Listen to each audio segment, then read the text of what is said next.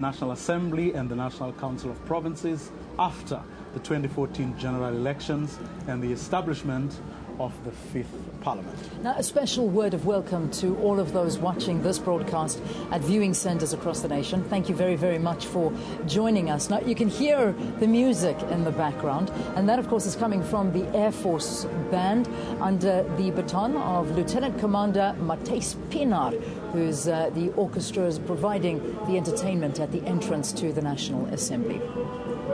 Well, while we take you through the proceedings at this very formal state occasion, we'll also talk about the parliamentary agenda for 2014. But before we go there, perhaps we should point out that there's quite a lot of things expectations, people's expectations of what President Jacob Zuma should be talking about, but also what Parliament itself, through the Speaker, Baleka Mbete, as well as the National Council of Provinces Chair, has said are the sort of things to expect that should be on the agenda of this Parliament's program for the remainder of the year and, of course, the next 5 years. Well, absolutely, you're quite right. And, well, this we're going to see is the President's evening. It really is. He's going to be addressing Parliament, he's going to be addressing the nation, and this event marks the beginning of the new parliamentary year. It also coincides with the 20th anniversary of democratically elected Parliament, and that indeed is the theme for this year as well, when there's always a theme that's adopted by the State of the Nation and the opening of Parliament, and that's the theme that's been adopted this year, is 20 years of democratically elected Parliament. So in celebrating the 20th anniversary of our democracy, a statue of our former President Nelson Mandela, the first democratically elected president, was erected in front of the National Assembly, which you'll see in a very, very short while.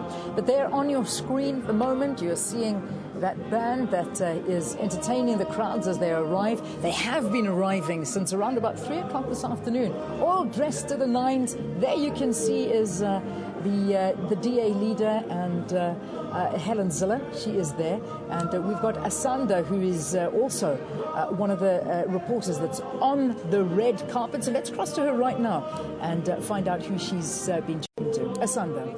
Helen Zille is already here. Ma'am, you've decided to go for a quieter, simpler look for this opening of Parliament. Any particular reason? Well, it's the second opening of Parliament this year, and I think it deserves a much more muted focus. I decided to go for this look. It's a winter look, and I bought this at a vintage shop in Hermanus. And I believe that in a state of economic decline as we currently are, it's best to be more modest and more focused. Let's talk a bit more about those issues that you would want the President to address today, starting with the issue of the economic climate, but also social delivery programs that have been spoken about earlier in the year, but also at the inauguration. What would you like the President to focus on tonight? I would like the President to tell us how we are going to implement the National Development Plan. That is what we have to do. We have to focus on the priority of the economy and not just give it rhetorical support. The President must make hard choices now and put the economy, not his alliance partners, first. As we go into the fifth administration, but also the fifth Parliament, Parliament has a big role to do oversight. As opposition parties, have you had time to sit and say, these are the issues we would like Parliament to do with this fifth Parliament? Yes, we've spent the entire weekend away focusing as the DA caucus on precisely those issues we will take up, those we will apply oversight on, the issues we will take up and debate on behalf of the nation, and the laws that we will present so that South Africa can continue and grow into a prosperous society with opportunities for all. Well, ma'am, thank you very much. That's the leader of the DA and Premier of the Western Cape, Helen Zille. More guests are streaming on the red carpet, and we'll chat a bit more to them. Vanessa Puna, my colleague, is also on the red carpet. She'll join us a bit later on with more guests. For now, let's go back to Leanne and Vuyo in the studio. Well, thanks, Lee. to Asanda Mbeche. Asanda, of course, will be bringing you live, I must say, all the politicians and everybody else as they come through, as they step on that red carpet. For now, though, we're going to go to the Flame of Remembrance, where Lucanio Talata is standing by. He's going to tell us the significance of being where he is standing, but also what to expect from him from that vantage point. Lucanio? Well, good evening. I'm standing right here at the Flame of Remembrance, where for the duration of today's official proceedings, 2 members of the armed forces will continue to keep guard over the flame. Now, you would know that the Flame of Remembrance, of course, burns in perpetual memory in honor of South Africans who had lost their lives fighting in wars that our republic had obviously participated in. It also burns to remember the lives of those very brave men and women who had lost their lives in their struggle against apartheid. Now, if you're familiar with Parliament, even with Cape Town as well, you would know that the Flame of Remembrance is right adjacent to Plain Street, and it's also slightly to the left of the statue of General Louis Botha, or the man on the horse, as he's most commonly referred to here in Parliament. Now, for the duration of this event, as I've mentioned, it's now ladies. They get changed every 20 minutes or so, where different members of the armed forces will come and march and keep guard over this flame. Now, this precinct where I'm broadcasting from is also part of the Style Plain precinct, where the ceremonial part of tonight's State of the Nation address is obviously taking place. Now, in a few minutes' time, I will be joined by Brigadier General Xolani Mabanga to talk to us a little bit about the significance of having the armed forces as part of the ceremonial part as part of the pomp and ceremony, let me rather say, of the State of the Nation address. And he'll also be able to tell us a little bit more in detail about the Flame of Remembrance. But for now, from me, from the Flame of Remembrance, I cross you back to the studio.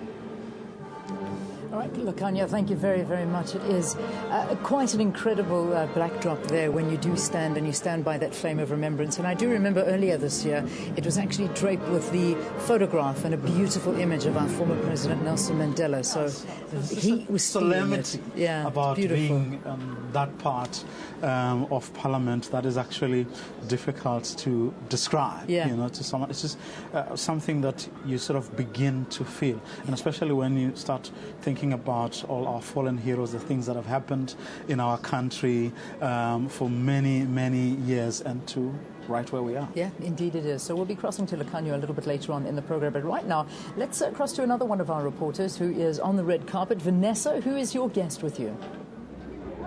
Joining me on the red carpet here at the opening of Parliament is also senior ANC MP Ms. Toko Didiza. Now, we know that the opening of Parliament is generally a fashion affair, but there's also more serious matters that the MPs will be taking forward after the President's address. Ma'am, good evening to you. And just in terms of the 5th Democratic Parliament, what is it that the work of the 400 members will focus on after the President's speech this evening? As you know, that the responsibility of Parliament is actually lawmaking, but also the oversight to the executive, and also encouraging society to have a voice in expressing what their views are. And I think in this coming 5th Parliament, we expect no less that there will be increased participation of our people with the members of Parliament in their constituencies, but also in making sure that they bring their representations where necessary on issues of regulations and legislation, but also on matters of policy and strategy. Obviously, Parliament's role is to also ensure that our government does meet the objective that it has set itself for.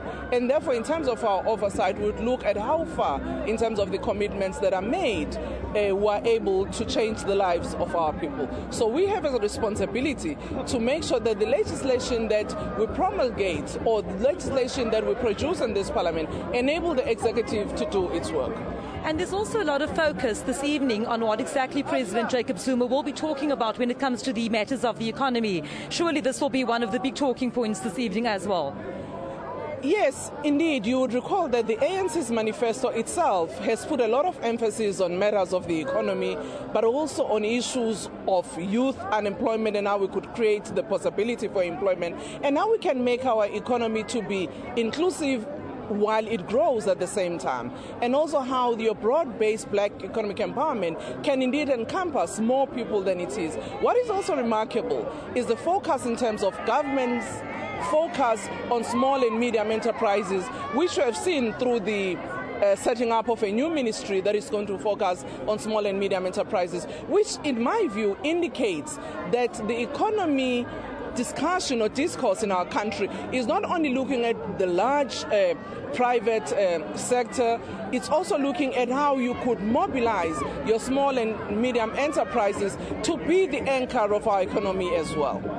Thank you very much, Ms. Tokodidiza. Talking there about inclusivity, not only of the work of Parliament, but inclusivity when it comes to matter of building this economy and taking it forward. Back to you in studio, Leanne and Vuyo.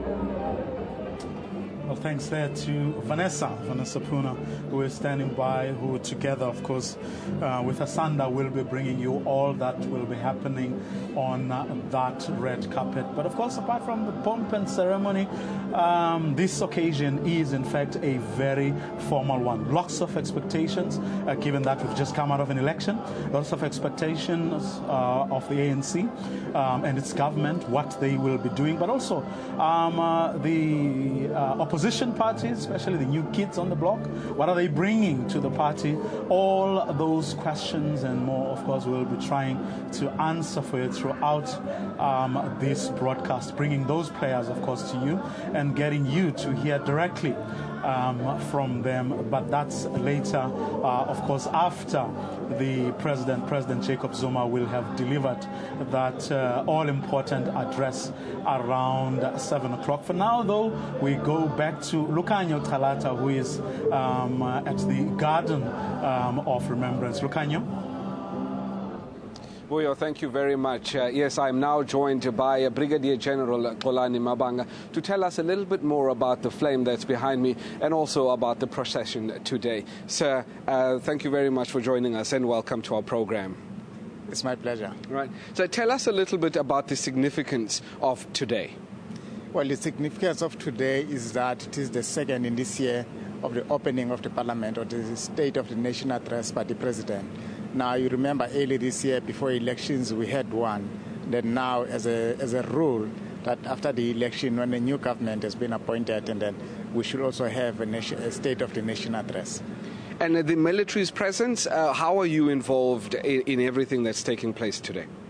We're involved mostly to provide ceremonial aspects of the event itself, or the activities, like providing the guard of honor, the street lining, the aide-de-camps, the people that normally accompanies the president, as well as the people who will be receiving and welcoming people at the doorsteps.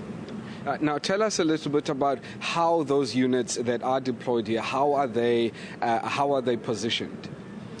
Well, in terms of being positioned here, we will have street lining from the doors of the Parliament going down the street, Adderley Street.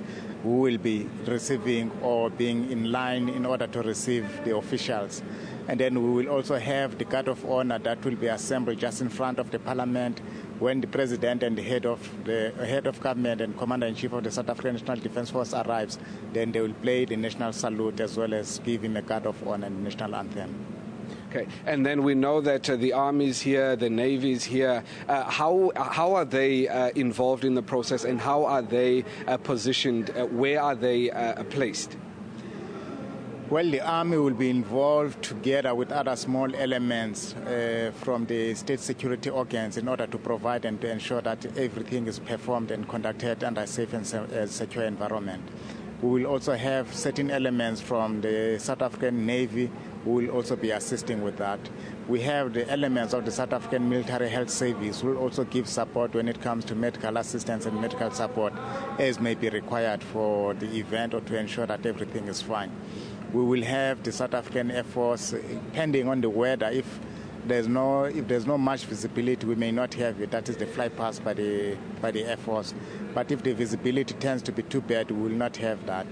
We will have again the gun troop that will play or render the 21 gun salute as a norm, as well as the national band from this national ceremonial that will also provide the band music. All right. So, and then just tell us, why is the army considered the senior force in this in today's proceedings? Well, in history of the existence or the establishment of nations, we all know that they all come up from other military forces or military establishments that were there to establish or to ensure that that state is established and is secured. Therefore, the military tends to play or to have that significance in recognition of the state as an existing establishment. So the military has a role to play in ceremonies like this. All right. And then just lastly, what can you tell us about where we are right now in terms of the flame? Well, where we stand now, just to my left, you will have the flame of remembrance that is burning throughout, which has been designed to symbolize or to pay homage to all those men and women who might have fallen in the battle to ensure that there is a state existing or the Republic of South Africa exists as a sovereign country, as a sovereign state. So they might have died within the borders of South Africa, or they might have died outside the borders of South Africa in pursuance of peace or the existence of South Africa as a government. All right. And then, sir, before I let you go. Well, Lucanio has just spoken about that route. Let's now take a look at that route, the route that the President and the Deputy President will be following this evening. All right, now, so the route of President Jacob Zuma's motorcade has slightly changed due to construction work at the bottom of Adderley Street. So, unlike on previous occasions, the motorcade will approach Parliament from Strand Street. It'll go up Adderley, and then it'll turn left into Spin Street. Now, the procession will then turn right into Parliament Street, leading up to Africa House. That's just opposite the National Assembly. Of course, we are going to be covering that all live for you, so you'll be able to see that on your television screen as soon as the President and the Deputy President arrive here. Well, for now, though, we're going to go to Asanda Mbeche, who is on the red carpet. Well, a couple that's always looking stunning on the red carpet every Sona is always, and I mean always, Nkosi Mandla Mandela with his wife, again looking stunning this year. Somebody needs to help us understand, where do you get these traditional outfits done every Sona? Well, they are inspired out of our community, Mvezo Komkhulu, knowing that it's my grandfather's birthplace and it's where the roots of the Mandela chieftaincy are located. And every time when we come to the red carpet, we try and capture most what comes out of our village and ensure that we fly the flag high of our birthplace and where we come from.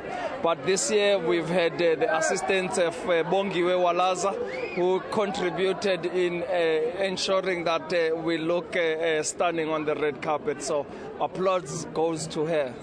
Ma'am, give us an idea. What was there a discussion on what you'd want your outfit to look like? Because it's absolutely stunning with great detail. Thank you. Not really. Hey, this year she just wanted to try something a bit modern but also cultural. So it's just her creation. I'm going to ask you to quickly turn around for us, so that we can take all of this outfit in, please.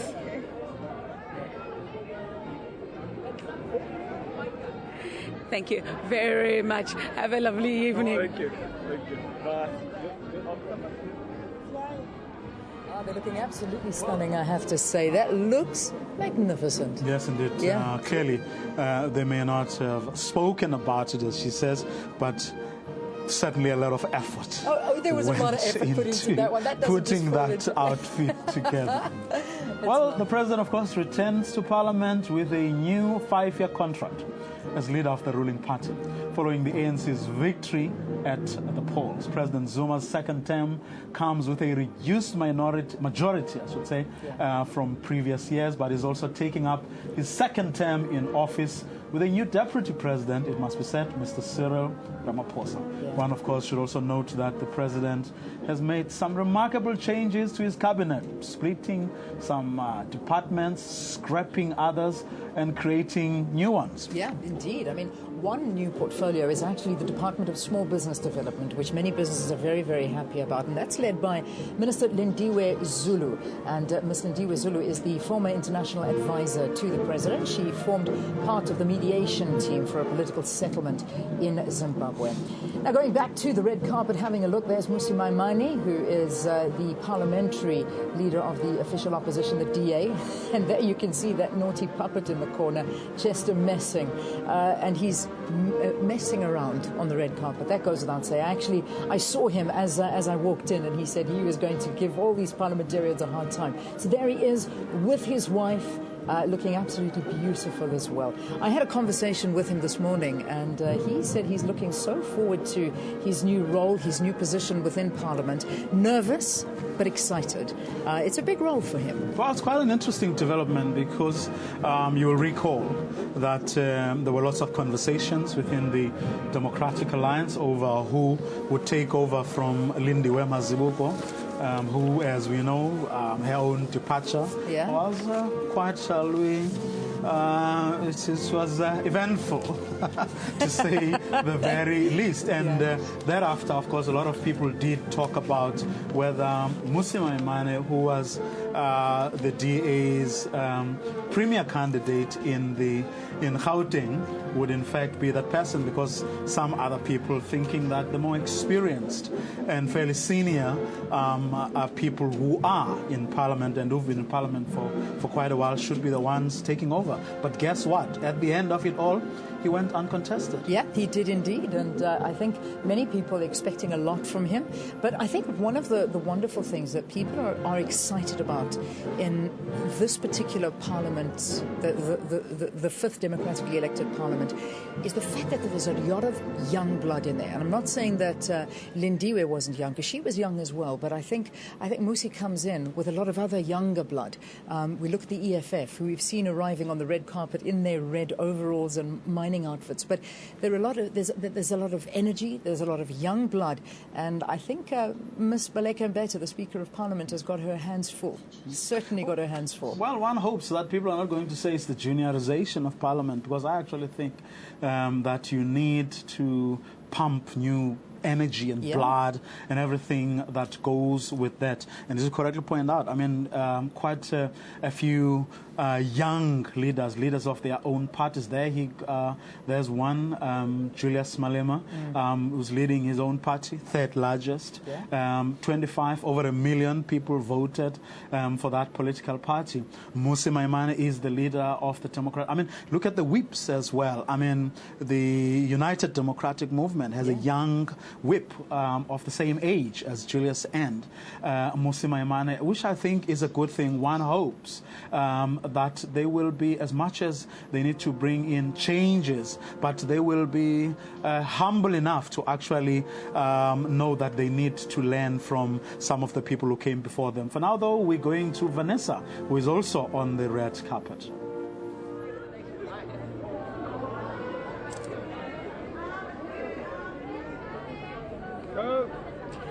And also joining us on the red carpet this evening is none other than Mr. Mmusi Maimane. Sir, it must be quite an event for you to be coming in and joining this fifth Parliament to hear President Jacob Zuma's address this evening.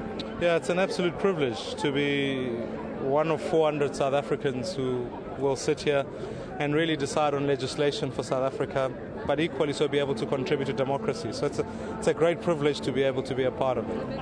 As a young person, and I don't mean the word disrespectfully, but as a young person, what is the message then to young South Africans? We did celebrate Youth Day yesterday, and there is a specific message to the young people of South Africa to come forward and then also participate in building this country. Young people in South Africa have always been at the forefront. You know, for me, the personal message was I can remember, or at least reading about Nelson Mandela's first address as a young South African who said things must change. It was then a generation of 76 who went to the forefront and said things must change. it is our generation now to stand up and say things must change for the better of South Africa. So I think young people have got a great opportunity at this time. Thank you very much for joining me. That's Mr. Mmusi Maimane, speaking specifically to the youth of South Africa to come in and once again reclaim their place in society. Back to you in studio. All right, Vanessa, thank you very, very much. Stopping everybody as they're walking in. That was Mmusi Maimane, the parliamentary leader for the DA and representing the DA in Parliament. Now, it's quite interesting to have a look and see how the representation of the Democratic Alliance has actually grown after these general elections. If we look at the seats, they have 89 seats, and that's compared to 67 in 2009. So that's a significant growth. And you mentioned a bit earlier, the new kids on the block, the economic freedom fighters, with 25 seats. And then the other new party that's going to be represented, the National Freedom Party, they have 6 seats. So that's the new faces of Parliament that we're talking about here on the programme. And something else we're looking at, it's the fashion. Now there's a tattoo for you. That's quite interesting for you. Yes. I'll leave it to you to comment on that one. I know, back well. It's quite interesting how sort of people do different things to sort of draw attention to themselves, which I guess makes this occasion not a dull and boring one, just full of politicians and so on. But I mean, the fashion is a huge part. I mean, people go all out to really make an impression. They certainly do. However, I think the biggest impression is made by the EFF, who went out not to make an impression when it comes to spending lots and lots of money on suits and dresses, instead opting to come in their traditional overalls and coming into Parliament dressed like that. But I think the good thing that's probably going to come out of there, because I mean the Speaker of the National Assembly, Baleka Mbete, did raise is that there needs to be a conversation about what is appropriate. Yes. And I think it's one of the good, we're arguing with colleagues over breakfast this morning about this same issue, about whether in fact this is good or not. And I think we broadly agreed among ourselves that it is probably one of the best things to have happened, because you wouldn't have had this conversation if you didn't have these, shall we call them rebels? Not quite, but you get my point. Yeah, because if you didn't have these people who are pushing the envelope, right, then we wouldn't be having a conversation about what is fit and proper. If you are saying or claiming to be a political party that looks after the interests, of the poor especially, what is an appropriate dress? How best do you represent their needs, their everything, but even at a symbolic level? So, and we wouldn't be having that conversation if the EFF didn't do what they are doing. No, they certainly didn't. And I had a conversation earlier with Madam Speaker Baleka Mbete, and I raised this exact issue, this issue that everybody's been speaking about since the swearing-in ceremony. And I asked her, what's going to happen? And she said, listen, the swearing-in ceremony had nothing to do with me. I wasn't in charge of that. It was our Chief Justice, Mogoeng. So he had no problem with it. He said, but it's now Parliament, it's opening and it's going to be sitting. Now, I may have a problem with it, but we'll look in it, we'll engage in conversation and we'll take it from there. Well, and we'll certainly be watching that conversation with keen interest. Well, the man you're seeing right now is the minister in the presidency, Jeff Radebe. I did have a very short conversation with him on the day the ministers and their deputies were being sworn in. He's the man who will be monitoring and evaluating his fellow cabinet colleagues. Not an easy task at all, because remember, President Jacob Zuma has said, and people will be looking forward to hear or to see if he in fact delivers on his promise.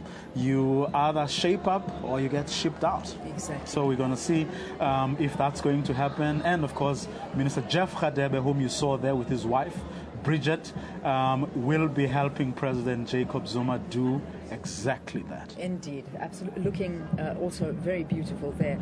Bridget Radebe walking up the red carpet. So this is the view that we have as the sun starts to set here in the mother city.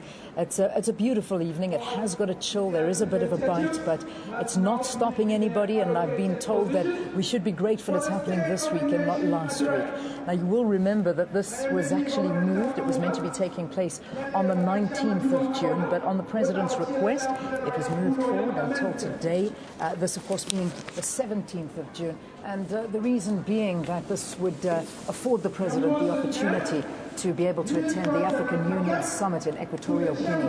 It's on the 25th to the 26th of June. So that was the reason that the State of the Nation was moved to this particular date. So we'll continue to monitor the red carpet, cross to our reporters, and give you all of that information as it does come through.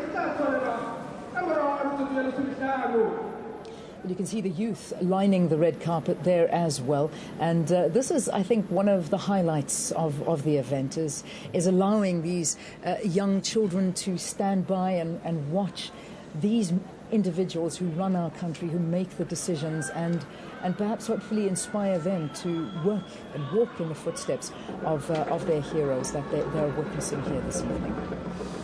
I mean, I sort of vaguely remember someone mentioning it this week. I think it was yesterday, where apparently we have the fourth most active youth in the world, which I think is a good thing. And it's occasions like these where an effort at the very least is being made to involve young people that I think will lead to the kinds of will begin to give young people something or things to aspire to, and to not sort of frown upon Parliament as something that only elders do. And coupled with all these young, politicians who are leading political parties in their own right, I think it can only bode well for our democracy. Yeah, it certainly can, and it's wonderful to see them.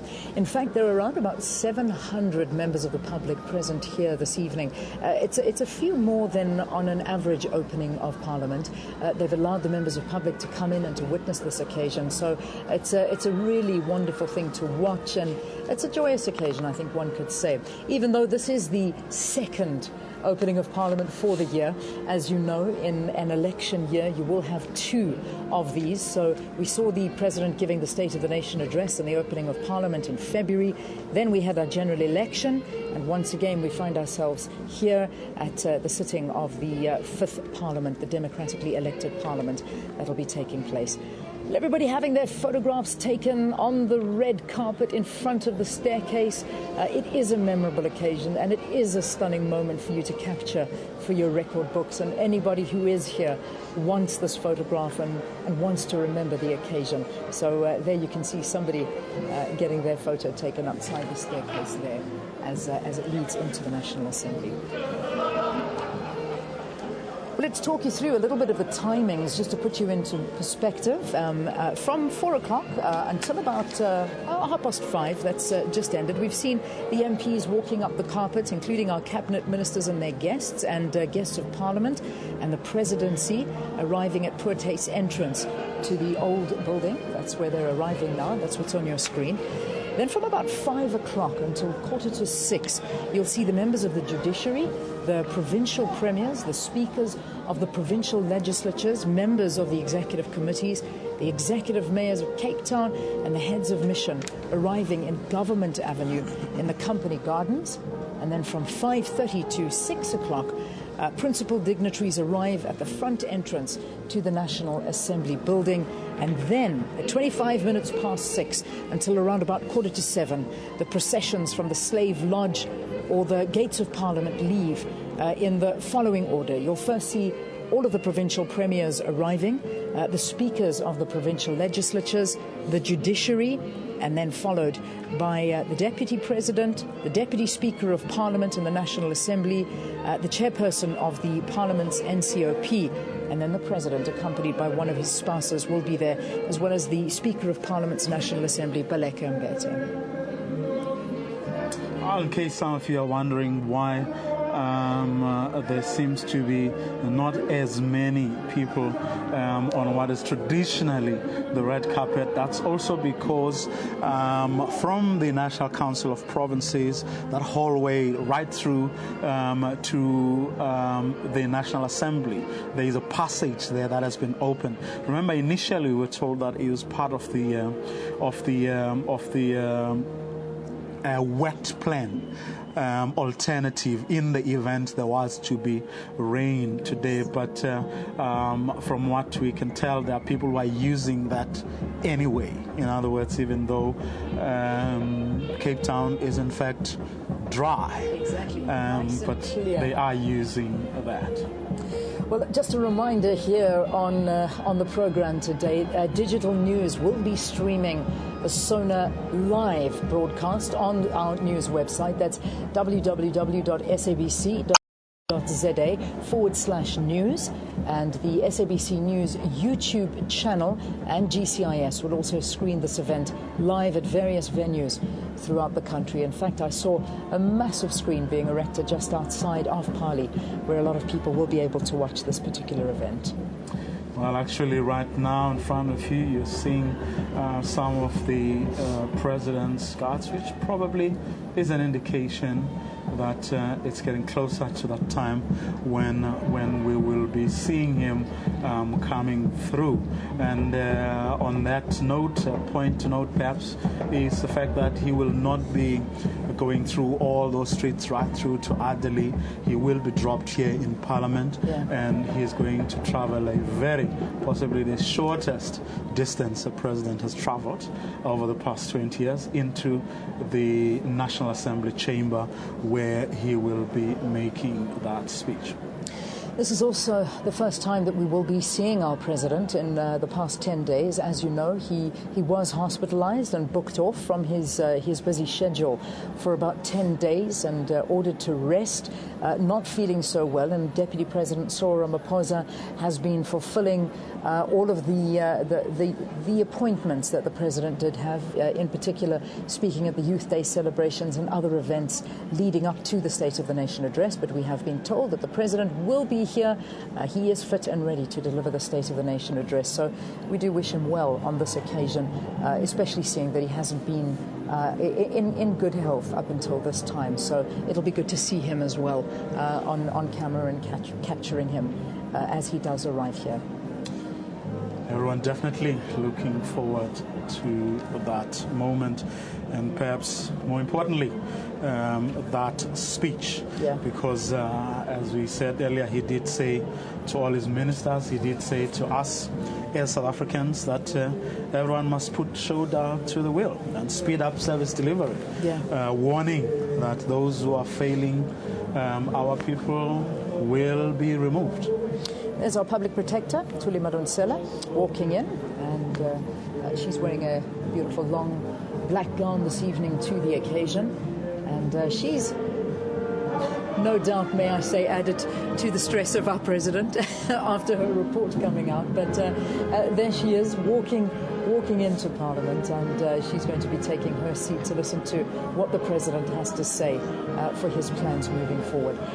Well, the president has already, of course, indicated that he will indeed respond to Parliament, before Parliament, and actually give them an update on what is happening with regard to that report. Speaker also saying this week that they will indeed be looking forward to his response as Parliament. I think a lot of people have some anticipations about what the president is going to say, and I think one of the biggest things that South Africans are hoping the president will talk about is the economy. We heard Helen Ziller a little bit earlier, the leader of the opposition, talking about the state of our economic decline, and so she decided to dress modestly, and she was really hoping that the president would talk about this and also talk about the strike in the mining sector and talk about how it has in fact affected our economy. And I think a lot of people waiting with anticipation to see how the president is going to respond to that. Vuyo, I'm not sure if you've had any word or conversations with anybody if the president is in fact going to address that, because I think that possibly is the key issue tonight.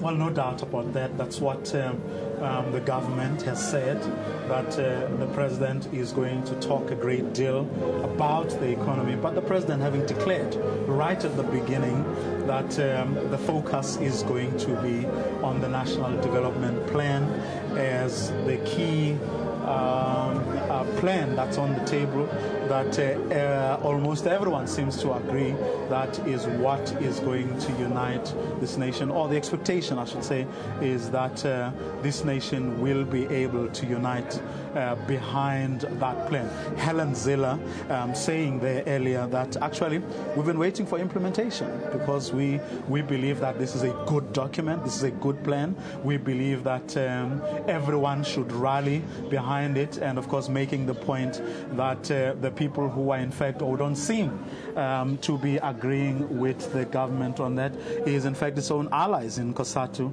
and the South African Communist Party. Well, let's have a look now at the nomination and election of the new president after the recent election. So here's a bit of a flashback, shall we say. The ANC delegated one of its veterans to deliver its nomination for the position of president. I, Rosalia Mrutwa, am honored and privileged to, on behalf of the African National Congress and millions of South Africans, nominate Honorable Jacob Gedleyihlekisa Zuma to the position of the President of the Republic of South Africa in the 5th term of this democratic government. Thank you, Honorable. Thank you.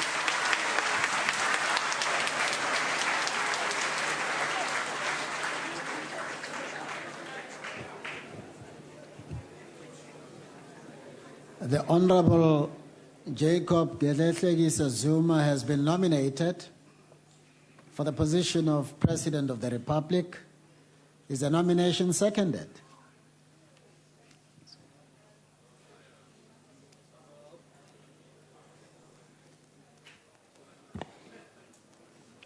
Honorable Speaker, esteemed Chief Justice, I, Ngosiake Amos Masondo, rise to second the motion as tabled by MP Story Murutwa to have Honorable J.G. Zuma elected as President of the Republic of South Africa.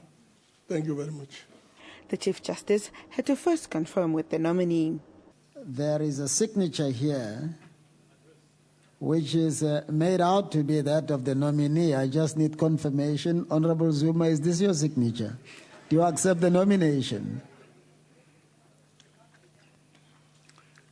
Thank you, Chief Justice. It is indeed my signature. Thank you. But the DA had some unfinished business that it wanted to address in the National Assembly chamber. Honourable Chief Justice, I rise on a question of procedure in terms of Rule 8 for the rules of the first sitting of the National Assembly, on which I would like your ruling. Rule 8. Rule 8. That is correct, sir. First. We object to the nomination of Mr. Jacob Zuma. This nomination is irrational since his conduct during his previous term conflicted especially with Section 96 of the Constitution.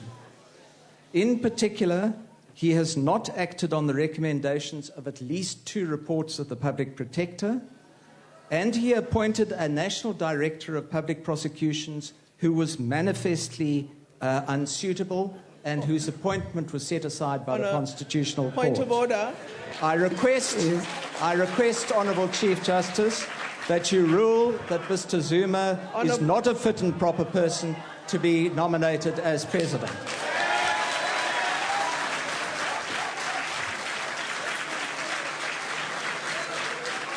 On a point of order, Honourable Chief Justice, it would have done the honourable member well to read the Constitution before his frivolous motion, because this House is now mandated to elect a president from among the members of the National Assembly, which we are properly doing. The Chief Justice referred members to the Constitution on grounds of disqualification, noting that the DA's objection was too late. The list of those designated to be sworn in or affirmed as members of the National Assembly, the NCOP, and provincial legislatures were presented to the Chief Justice by the IEC on the 10th of this month.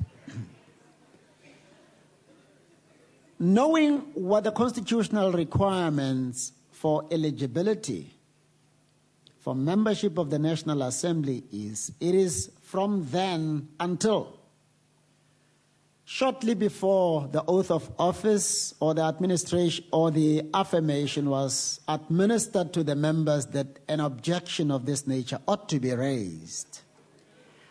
That not having been done, any one of the honorable members here is, in terms of Section 86 of the Constitution, and I go there, eligible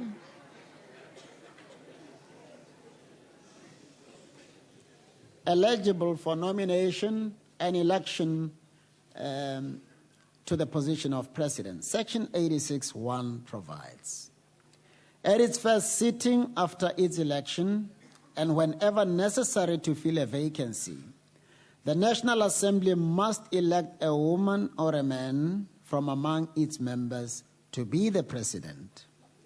Now, the Honorable Jacob Gedlehle Zuma is a member of the National Assembly, having signed all the forms. I know that he's one of those who took an oath and not an office, I beg your pardon, and not a solemn affirmation, and is therefore eligible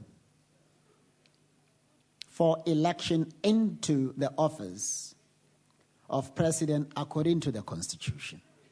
So my ruling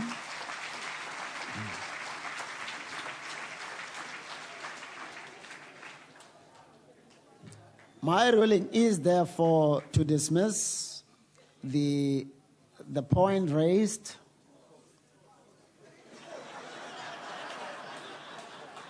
without costs.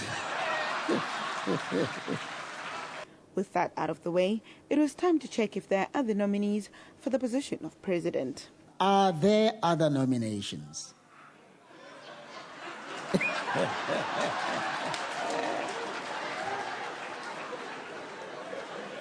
Well, it looks like Honorable Malema is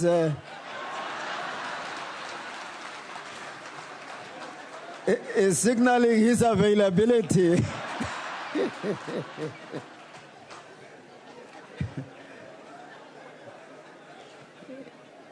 Is there any other nomination? There are no further nominations. Only one candidate has been nominated, namely the Honorable Jacob Gedlehle Zuma. The nomination is in order and in terms of Item 5 of Part A of Schedule 3 of the Constitution. I accordingly declare the Honorable Jacob Gedlehle Zuma duly elected President of the Republic of South Africa, and I have the honor of congratulating you on your election as President. Congratulations, Mr. President.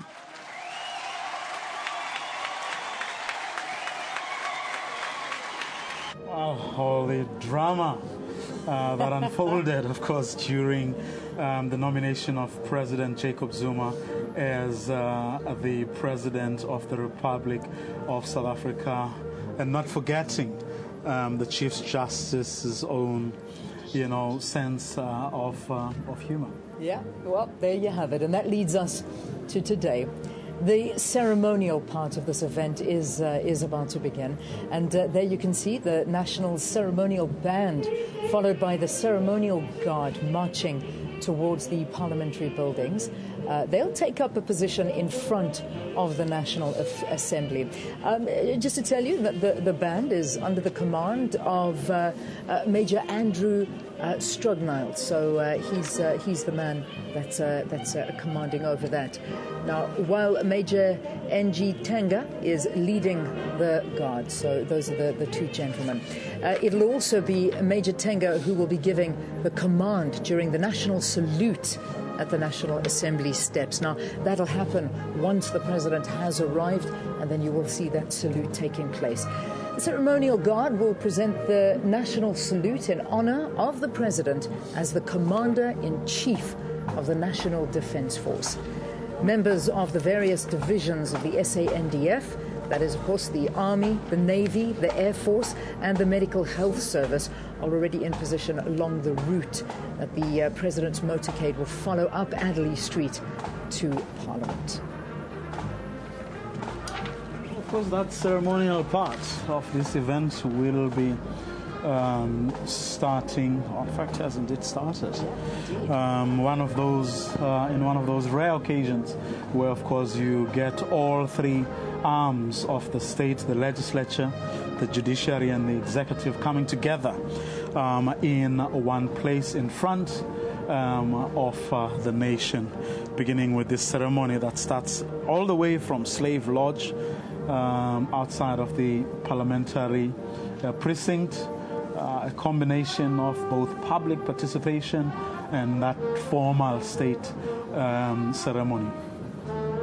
Public participation part of this procession being very important because Parliament is really striving to make sure that it does demonstrate to South Africans that this institution is accessible to the people of this country, and it also encourages public participation in its workings. You will recall that whenever a piece of legislation is, of course, being drafted or crafted, the public is indeed does get invited. All stakeholders, NGOs, community-based organizations, individuals, pressure groups, everybody comes to this Parliament to have their say or their input, as people normally say it, into that piece of legislation. So they try to make sure that that is in fact broadened, or at the very least in the minds, hearts and minds of South Africans, that is being kept alive, that you are part of this Parliament. This is your Parliament. And that, of course, introduced by our former President Nelson Mandela, this public participation component.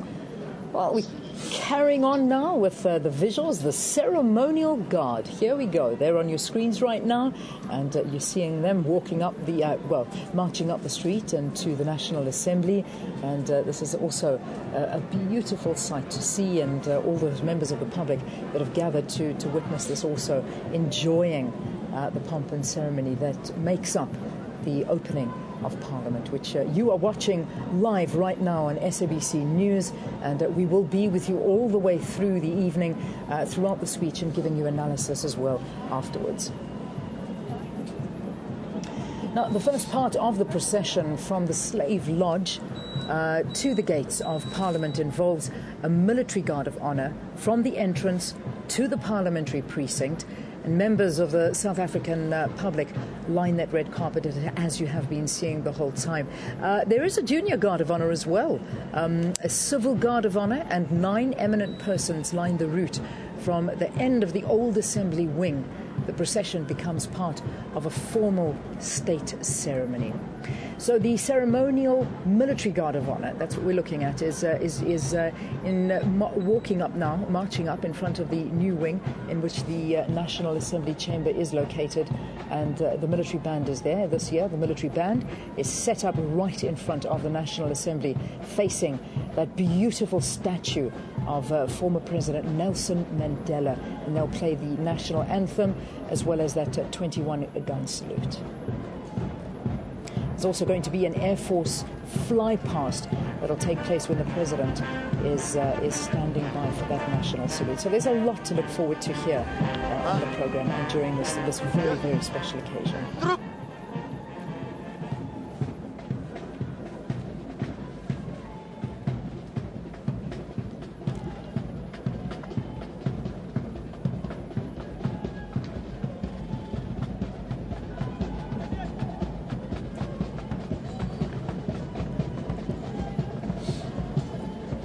You know, it was quite interesting to note for you that a lot earlier this morning we actually saw some of the most magnificent scenes of cleaning up the streets here in Cape Town. I even saw the guys standing by with leaf blowers, and they were blowing all the leaves off. It's something that's unprecedented. You have to actually see it. It's quite amazing how the streets are looked after at this time when you're going to see something like this happening. So blowing the leaves off the streets, that's become a common occurrence here, just ahead of the State of the Nation.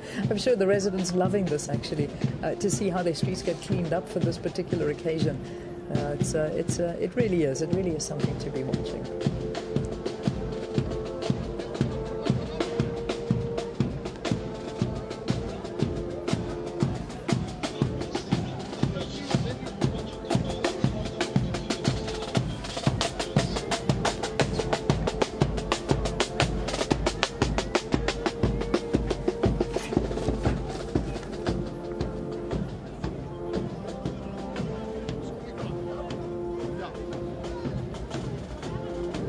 You know, I once aspired to be a choir conductor. Oh, you did? I did try. What happened? You know, at like, church and at school. It kind of died away at some point. But it's okay. That's why we have you here, sitting with us in the studio, commentating about it all. It's okay. It wasn't a bad career choice, I can tell you that much. Well, there's that red carpet. So let's talk to you about this rolling out of the red carpet. It was actually originally reserved for kings and queens and signified a welcome of great hospitality and ceremony. Over time, the red carpet was also used to welcome heads of foreign nations, a member of a reigning royal family, and a former head of state. So there you have it. So that's the history of the red carpet that you're seeing here, that's rolled out in all its glory for our VIP guests to walk up. Oh, so some of the things, of course, some of the new blood that has just arrived in this parliament, I think is a bit elitist.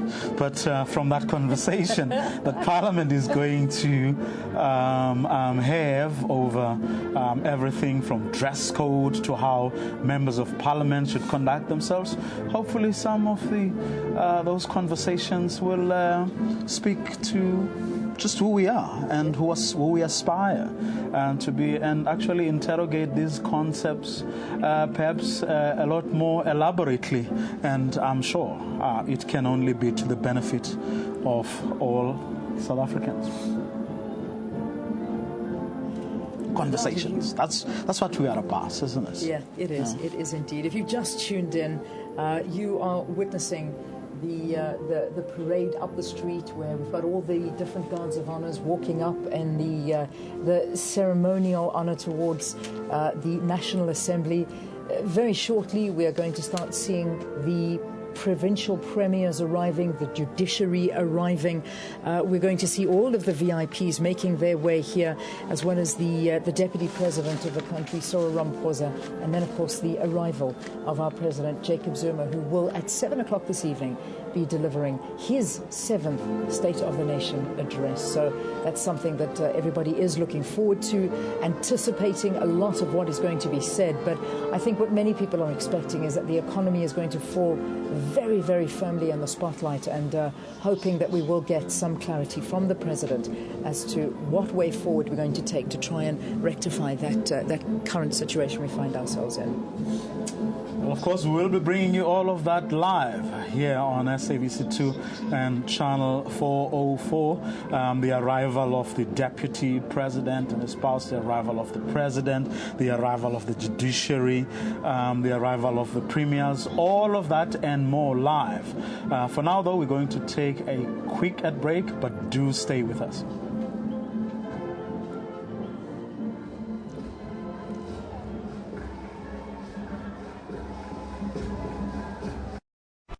ABC, sharing 20 years of inspiration. United States President Barack Obama has expressed sadness over the shooting at a U.S. Army base in Fort Hood in Texas. A soldier opened fire on fellow service members at the military base, killing 3 people and wounding 16 others before committing suicide at the same post.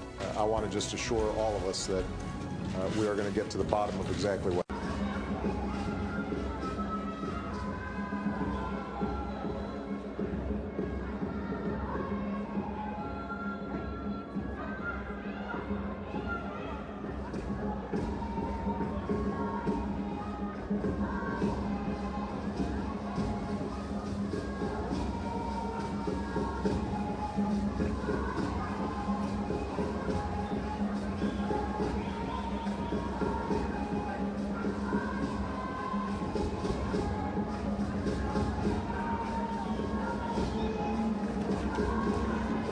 very good evening to you and welcome to our special broadcast of the official opening of Parliament in Cape Town. My name is Leanne Manus and we are coming to you live from Storrs Lane, where President Jacob Zuma is expected to arrive shortly and deliver his 7th State of the Nation address.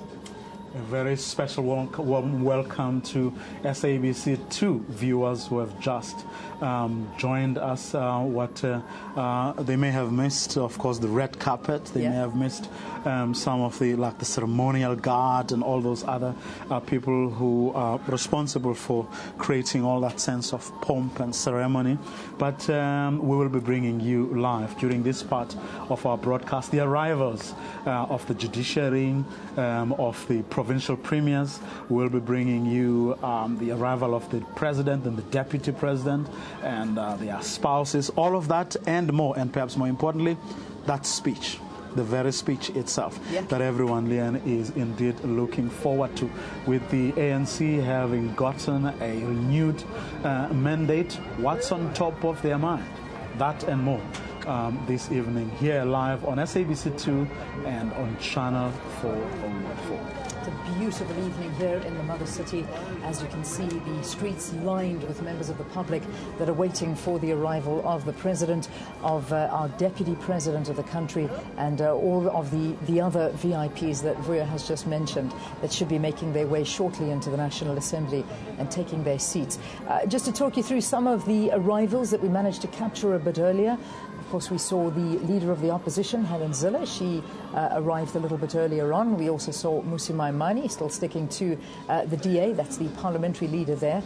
Then from the EFF, we saw Julius Malema arriving with the rest of his parliamentary leaders in Parliament from the EFF, dressed in their red overalls and looking very, very excited for their debut in Parliament as well.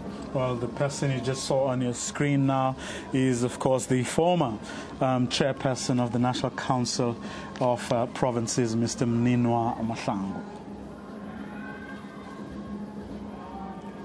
Now, this, of course, being the 20th anniversary of the democratically elected Parliament, is being celebrated as a theme as well for this year's opening of Parliament.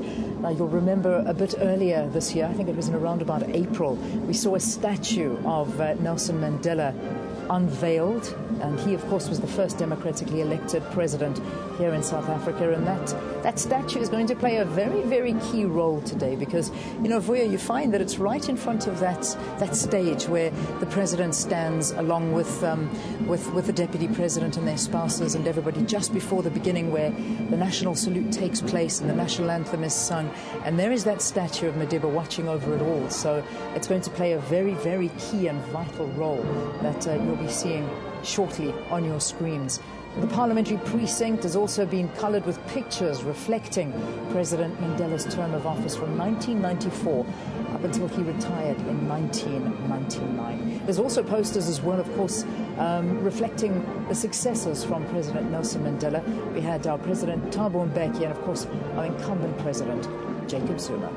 Well, that statue, of course, Leon, coming on the back of a lot of, maybe I should say, on and off conversations about the symbolism, you know, the sort of things that we see in and around important institutions of this democracy, of which Parliament is one, because there was a sense or a feeling that the previous symbols, including a lot of apartheid symbols, continued to dominate the landscape in and around such institutions as the union buildings, as a parliament here, both houses, the National Assembly and the National Council of Provinces. Hence this move to actually have these statues and more, where now other people who were previously not represented do in fact get to feature. And a lot of people are still saying we still need to do as a country a lot more to actually celebrate our heroes and heroines and the people who have actually sacrificed a great deal to make sure that we enjoy the democracy that we're enjoying at the moment. Indeed. All right, I hope you're enjoying the visuals that you're seeing live here in the streets of Cape Town, and we'll continue to bring them to you throughout the evening as we witness this, the opening of Parliament, the fifth sitting of our Parliament, the fifth democratic Parliament that we have had here in South Africa. So we're looking forward to hearing the President speaking at around about 7 o'clock. It's quite interesting to take a look at the VIP guest list of those guests that have been invited to attend the opening of Parliament. There's foreign dignitaries, diplomats, religious leaders, all of them having already arrived here to take their seats inside Parliament. Former President F.W. de Klerk is on the list of invited VIP guests. We're not sure if he's going to be attending. We haven't seen him arriving as yet, but he certainly was invited to be here. Former Deputy President Kgalema Motlanthe has also been invited. He has confirmed that he will be attending, so we hopefully will get a picture of the former president coming in. Now, these are recorded visuals of the action inside of Parliament, which is always nice to have a look and see. Lots of people getting ready. There's the IFP leader waiting patiently in his bow tie, Mangosuthu Buthelezi. Yes, I did have a chat to him a little earlier. He was saying he's looking forward to his speech, and he was hoping that President Zuma will be bolder this time around with respect to education and unemployment. So yes, a lot of expectations from members of Parliament who want to make sure that our children get a better deal.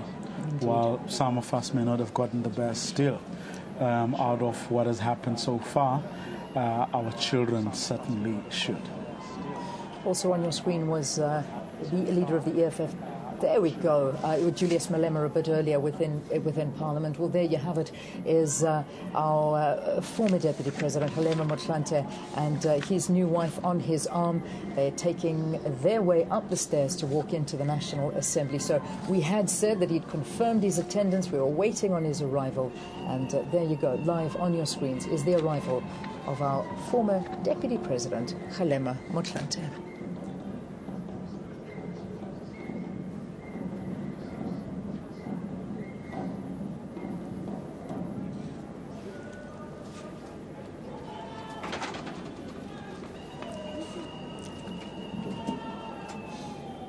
But of course, some other VIP guests that we're waiting the arrival of is our former President Thabo Mbeki and his wife Zanele Mbeki, who walked the formal Sona route 9 times as President and First Lady of this country. They're unfortunately not going to be attending today's opening, since they're still in mourning following the passing of Mam Apinet Mbeki, who was laid to rest over this past weekend.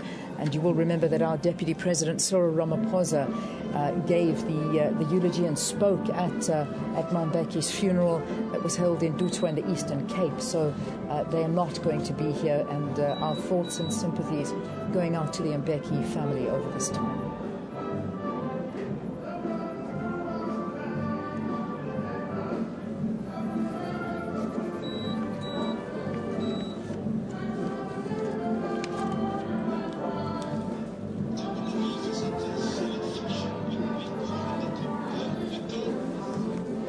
Right, well, let's take a look back at what happened earlier for our SABC2 viewers that may have missed the fashions of the evening. Well, there were some wonderful fashions that came up that red carpet, and let's play them over to you again. This is what the leader of the DA, Helen Zille, looked like on the red carpet. Ma'am, you've decided to go for a quieter, simpler look for this opening of Parliament. Any particular reason? Well, it's the second opening of Parliament this year, and I think it deserves a much more muted focus. I decided to go for this look. It's a winter look, and I bought this at a vintage shop in Hermanus. And I believe that in a state of economic decline as we currently are, it's best to be more modest and more focused. Let's talk a bit more about those issues that you would want the President to address today. starting with the issue of the economic climate, but also social delivery programs that have been spoken about earlier in the year, but also at the inauguration. What would you like the President to focus on tonight? I would like the President to tell us how we are going to implement the National Development Plan. That is what we have to do. We have to focus on the priority of the economy and not just give it rhetorical support. The President must make hard choices now and put the economy, not his alliance partners, first. As we go into the fifth administration, but also the fifth Parliament, Parliament has a big role to do oversight. As opposition parties, have you had time to sit and say, these are the issues we would like Parliament to do with this fifth Parliament? Yes, we've spent the entire weekend away focusing as the DA caucus on precisely those issues we will take up, those we will apply oversight on, the issues we will take up and debate on behalf of the nation, and the laws that we will present so that South Africa can continue and grow into a prosperous society with opportunities for all. Well, ma'am, thank you very much. That's the leader of the DA and Premier of the Western Cape, Helen Zille. Sandambeche talking, of course, to the leader of the Democratic Alliance, but also Western Cape Premier, Helen Zille. Well, people are seeing now it's the Deputy Speaker of the National Assembly, Lechisa Tsenoli, of course, welcoming the guests of honor to this tonight's sitting of both houses of Parliament, the National Assembly, as well as the National Council of Provinces.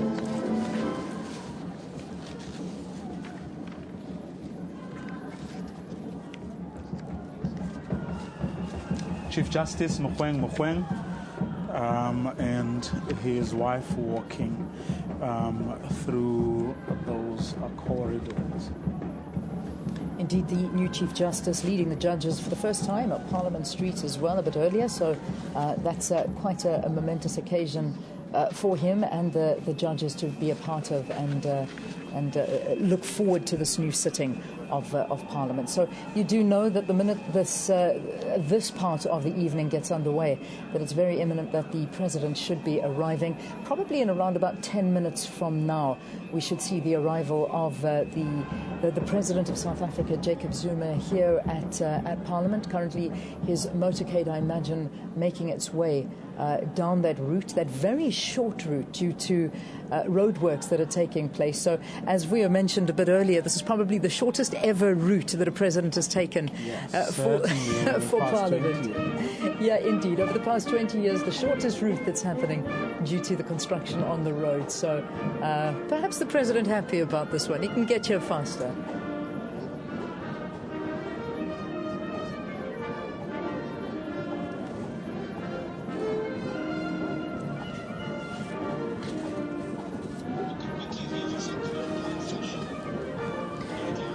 Well, as we say, some of this fashion has been incredible here. We saw a lady a bit earlier with the tattoo of the map of Africa on her back. But that was on the one side of the scale. On the other side of the scale, we've seen some unbelievably traditional outfits and some beautiful traditional outfits. And of course, leave it to the Mandela family to bring out those traditional outfits and wear something very, very much so from the Eastern Cape. But here is what Mandla Mandela and his partner were wearing and what they had to say about it. Again, looking stunning this year. Somebody needs to help us understand, where do you get these traditional outfits done every Sona?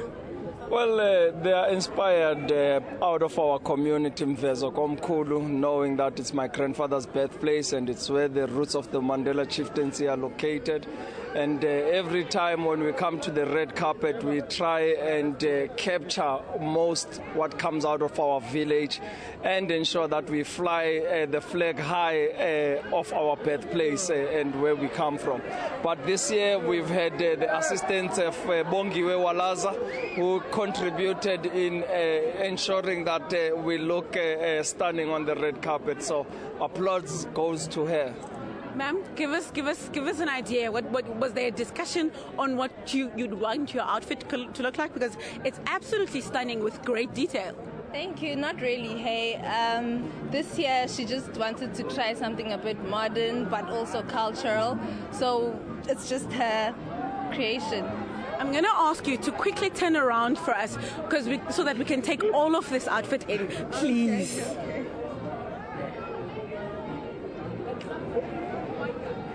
Thank you very much. Have a lovely evening. Thank you. Oh, modern, traditional, is there something like that? I don't know anything about fashion. Looked beautiful. Absolutely stunning. Loved those outfits.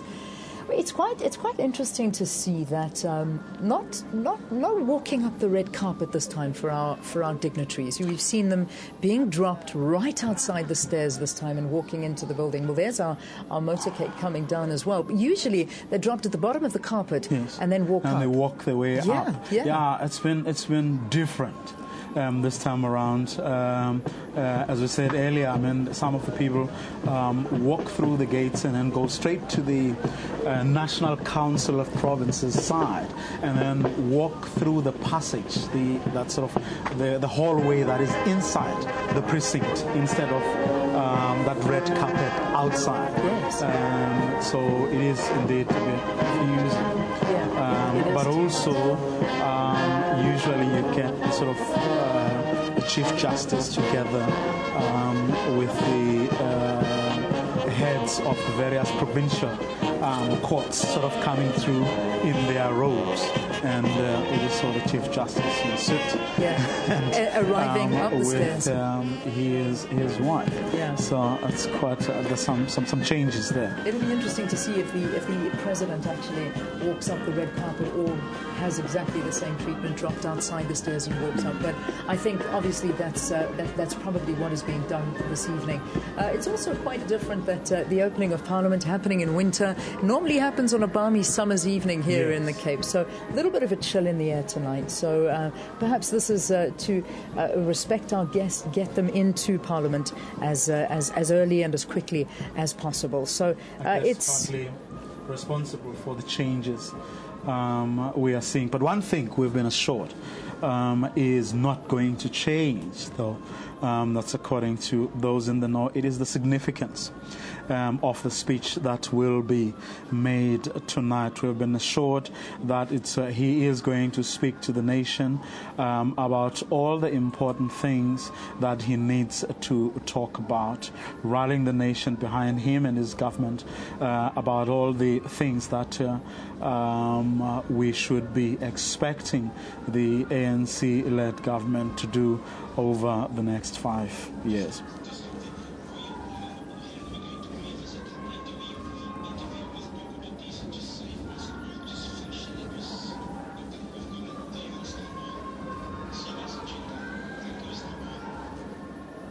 Well, we're finding that this year is not really only about the fashion, and as much as we were capturing the guests arriving, having a look at their dresses and the fashions that are here on display at the State of the Nation and the opening of Parliament, there's also some serious issues on the agenda. Togo Dodiza talks us through what those issues actually are. And just in terms of the fifth democratic parliament, what is it that the work of the 400 members will focus on after the president's speech this evening? As you know, that the responsibility of parliament is actually lawmaking, but also the oversight to the executive, and also encouraging society to have a voice in expressing what their views are. And I think in this coming fifth parliament, we expect no less that there will be increased participation of our people with the members of parliament in their constituencies, but also in making sure that they bring their representations when necessary on issues of regulations and legislation, but also on matters of policy and strategy. Obviously, Parliament's role is to also ensure that our government does meet the objective that it has set itself for. And therefore, in terms of our oversight, we would look at how far, in terms of the commitments that are made, we're able to change the lives of our people. So we have a responsibility to make sure that the legislation that we promulgate or the legislation that we produce in this parliament enable the executive to do its work. And there's also a lot of focus this evening on what exactly President Jacob Zuma will be talking about when it comes to the matters of the economy. Surely this will be one of the big talking points this evening as well. Yes, indeed. You would recall that the ANC's manifesto itself has put a lot of emphasis on matters of the economy, but also on issues of youth unemployment and how we could create the possibility for employment, and how we can make our economy to be inclusive while it grows at the same time, and also how the broad-based black economic empowerment can indeed encompass more people than it is. What is also remarkable is the focus in terms of government's focus on small and medium enterprises, which we have seen through the setting up of a new ministry that is going to focus on small and medium enterprises, which in my view indicates that the economy discussion or discourse in our country is not only looking at the large private sector, it's also looking at how you could mobilize your small and medium enterprises to be the anchor of our economy as well. Thank you very much, Ms. Tokodidiza. Well, Tokodidiza, I was quite impressed, I must say. I did have a short interview with the newly appointed Minister of Small Business, Lindy Wezu. Very energetic, you know, lots of passion. And of course, I mean, she is a doer who, as most people will know, sort of earned the wrath of one president. Yeah. Precisely because she never shies away from doing what she believes is what ought to be done. So one neighboring president who never really took kindly to her energy and some of the things she said. And that president shall remain nameless, but he did, of course, get a warm, probably the loudest round of applause at the inauguration of President Zuma a couple of weeks ago. We certainly do remember that. Well, this is the live coverage of the opening of Parliament here on Channel 404 and on SABC2. A very warm welcome to you if you've just tuned in. It's quite an interesting thing to watch the State of the Nation and this procession in the dark of the night, because usually in Cape Town, as you know, the sun sets a lot later than it does in the rest of the country, and we usually watch this in the daytime, and well, not in the daytime, in the evening, but it's still light. But tonight we're seeing this in the evening, so it's quite a different feel, if one could describe it that way, but still very, very majestic as we see all the different guards of honor walking through the streets waiting for the arrival of our president here at the National Assembly.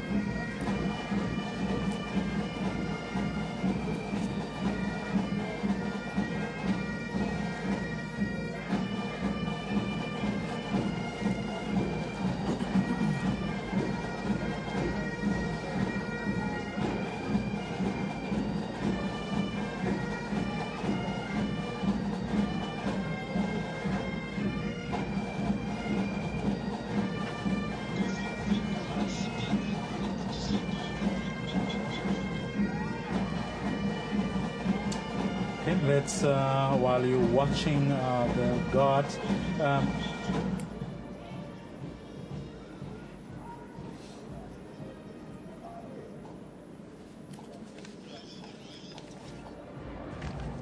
see another VIP has arrived here just behind us, outside the stairs into the National Assembly, behind the bust there of former President Nelson Mandela, walking up the red carpet there.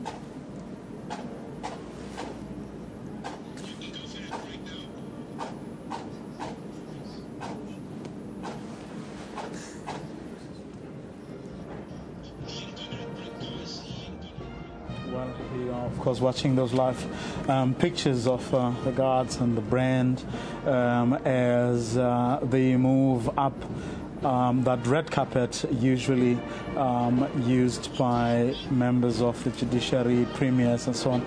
Let's take a quick ad break.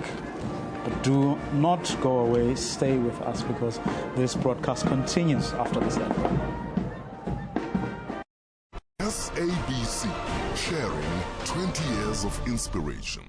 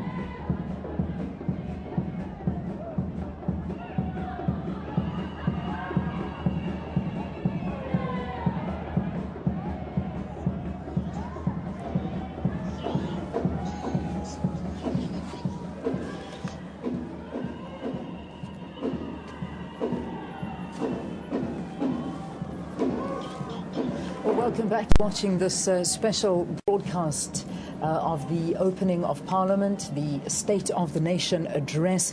This, of course, is the fifth Parliament, the fifth establishment of the fifth democratic Parliament, and this will be the seventh State of the Nation address that our President Jacob Zuma will be delivering in just over a half an hour from now at exactly 7 o'clock.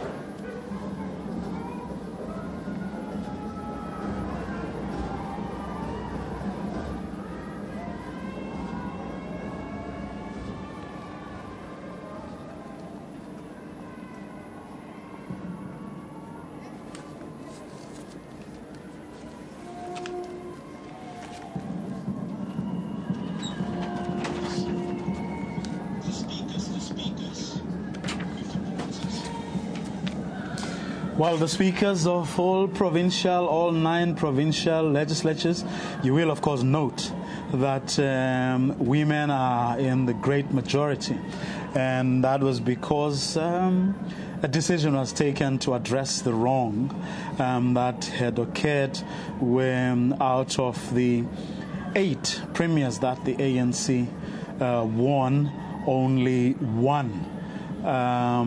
one province has a woman premier. The deal then was that where you have men as premiers, you should have the speaker as a woman. Hence, you have 7 women speakers and 2 men.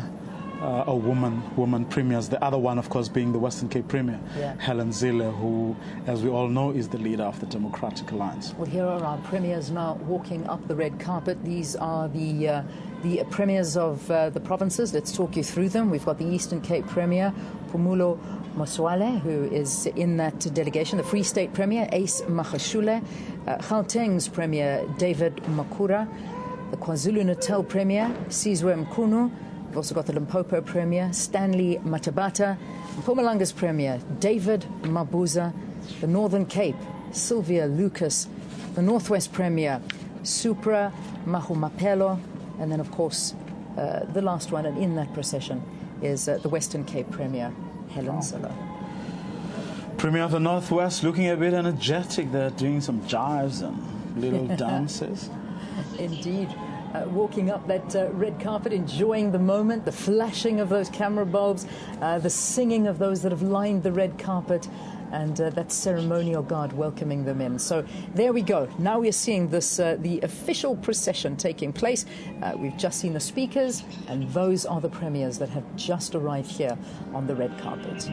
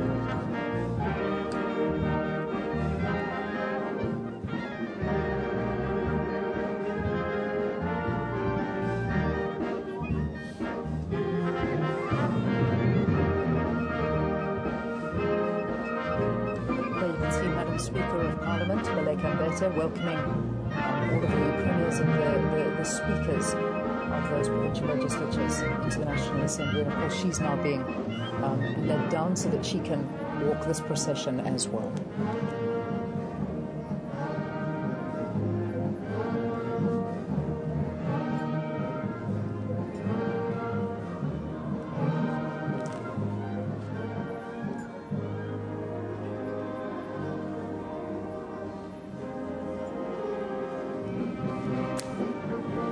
Well, they're walking up the carpet now is the judiciary, and they're making their way dressed in their beautiful garments indicative of the judicial system here in South Africa, and they're taking their moment to also enjoy this particular walk up the red carpet to all that pomp and ceremony and beautiful music that's supplied in the background.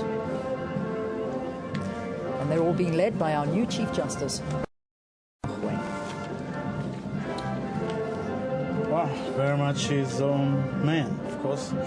A couple of weeks ago, he had to explain himself when after he caused a stay by suggesting that religion should be allowed to influence the laws that govern our lives, especially around such ills as adultery, theft, lying, and, as he called it, fornication. Well, he was unapologetic, must be said, even on that occasion. He stood his ground saying these are issues that he felt needed to be highlighted, bearing in mind, of course, that we are a pluralistic society. But, of course, saying even though he's a devout Christian and he believes in the values that he espouses, he won't do that at the expense of the Constitution, which was to some extent, I guess, assuring, but for some people not assuring enough. But we'll see what the future holds, whether in fact, of course, as a nation we'll continue to debate the issues that the Chief Justice raised.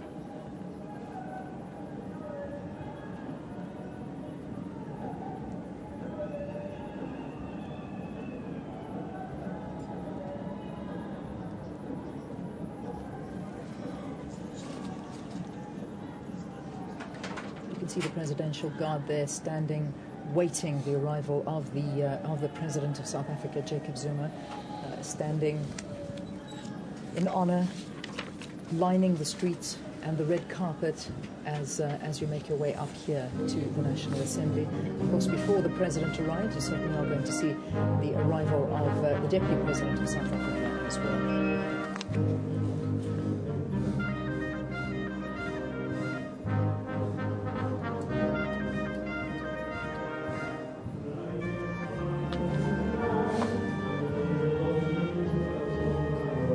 Lovely shot of our Chief Justice with the rest of the judiciary making their way up the stairs across that stage that's been erected, where you'll see the president standing, where the 21-gun salute will take place before he enters into Parliament.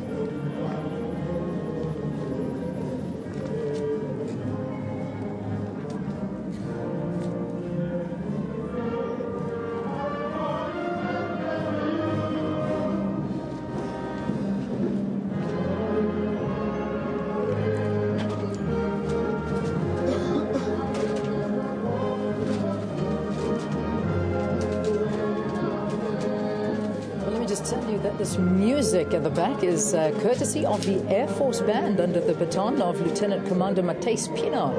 And they're picking things up here. You can feel the mood in Parliament. Very joyful. Very, very nice. Well, there you go. That's what's happening inside. They're all standing. Yeah, it's from Toto. It is indeed. Well, there you go. Everybody standing up to welcome the judiciary into Parliament, and these are all the guests and the members of Parliament that are seated and they're awaiting arrivals. These are live visuals that you are watching here on SABC. I hope that you are enjoying them.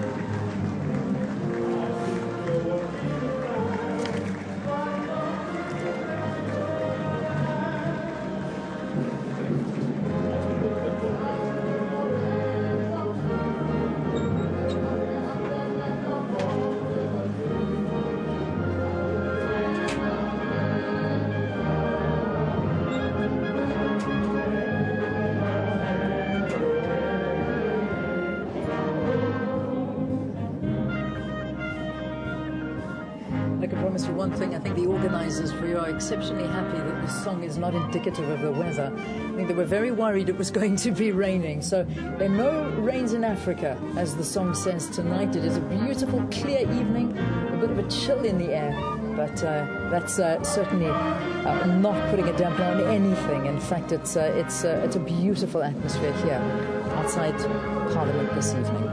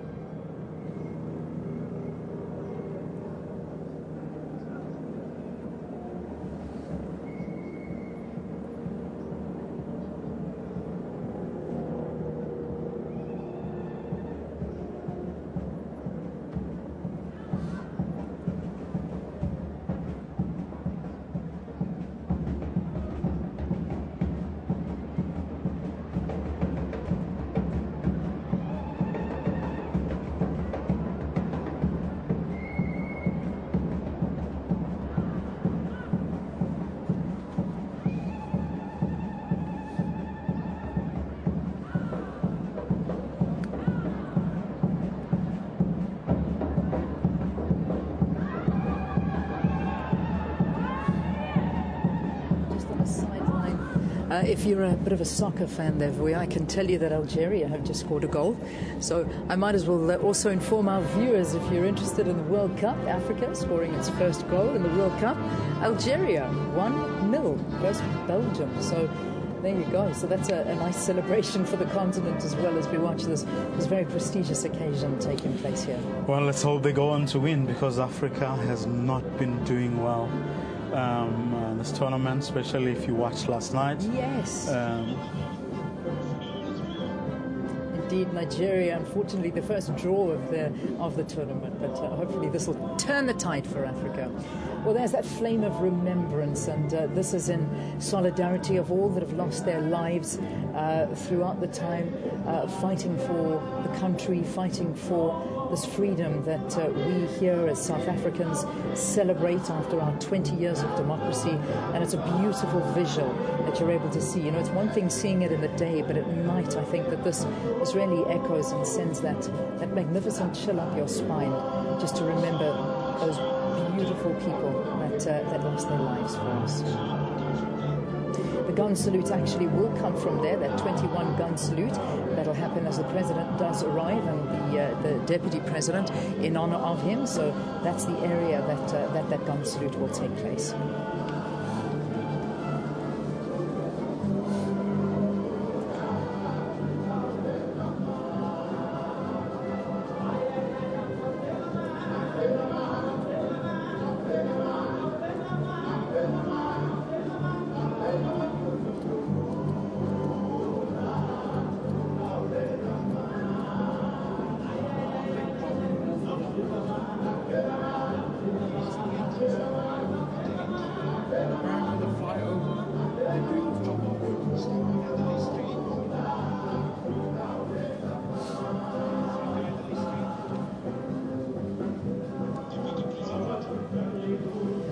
That's the motorcade now of the Deputy President, who's making his way to the parliamentary precinct, and we should see him any minute now walking up that red carpet together with his wife, and it should be quite a wonderful feeling for him, as this is the first time that he's walking up this carpet as the Deputy President of South Africa, and his wife Tshepo Motsepe accompanying him as well. So this is a momentous occasion for him, and an occasion that I'm wondering if he's ever sort of dreamt that he would be in his capacity as the Deputy President of the country and of the ruling party being fulfilled. So this is perhaps a dream for him being realized. Yes, indeed.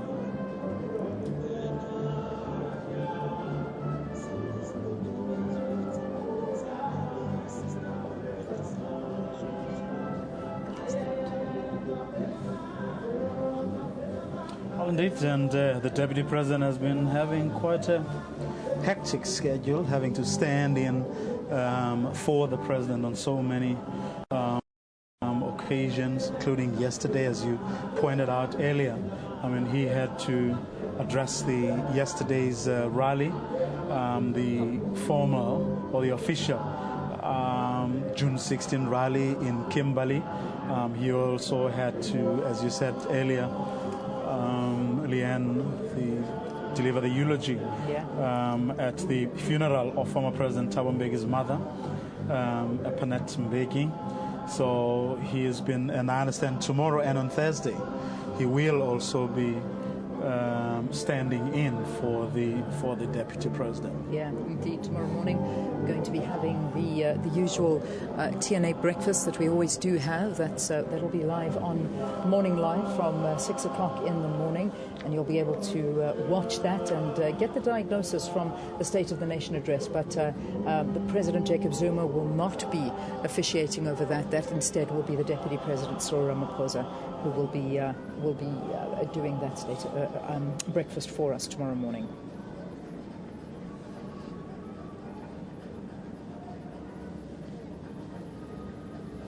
Well, they're making their way, should be getting out of their vehicles any moment from now, getting into the building. Well, that's the car that's now going to be dropping our Deputy President Cyril Ramaphosa off, as well as his wife, who is accompanying him, who is in the car as well.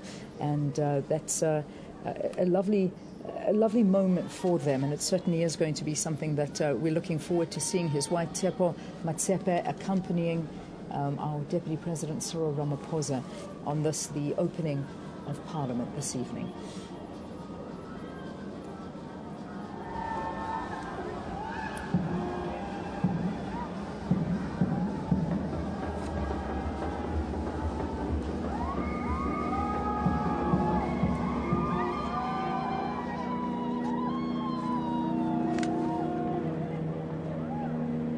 Our Deputy President was appointed by Jacob Zuma on the 25th of May this year and was sworn into office by our Chief Justice Mogoeng the following day. And following his appointment, Ramaphosa was made the leader of government business in the National Assembly as well.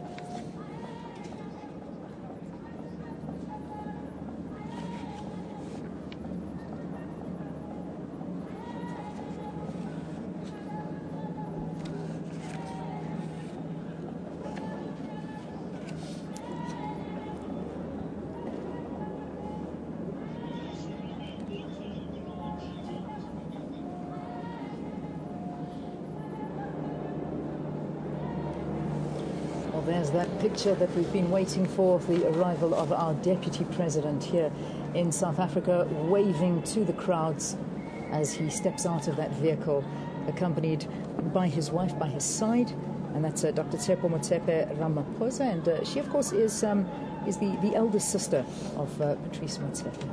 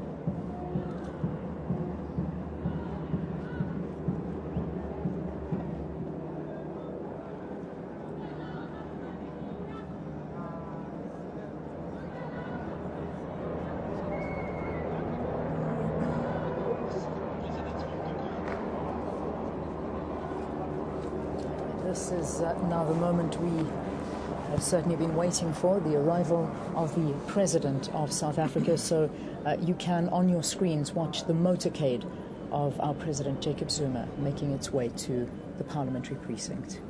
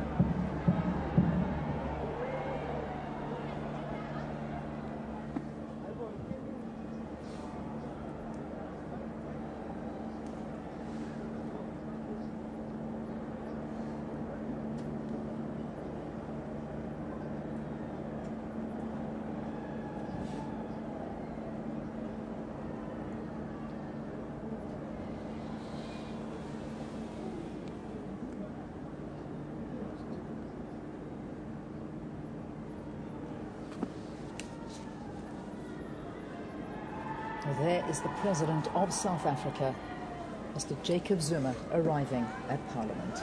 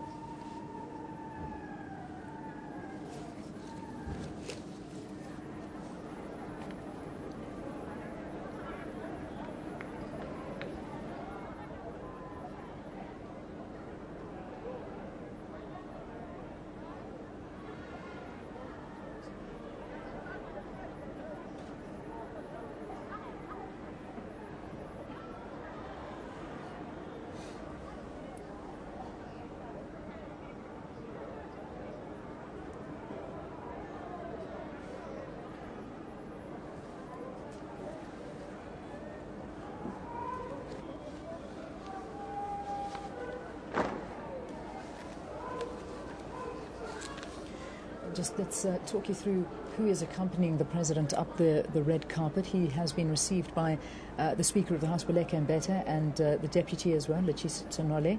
That's who is accompanying the President up the carpet. The NCOP Chair, Thandi Modise, and the Deputy, as well as a praise singer that will be there for him. And those are the people that will be walking alongside President Jacob Zuma.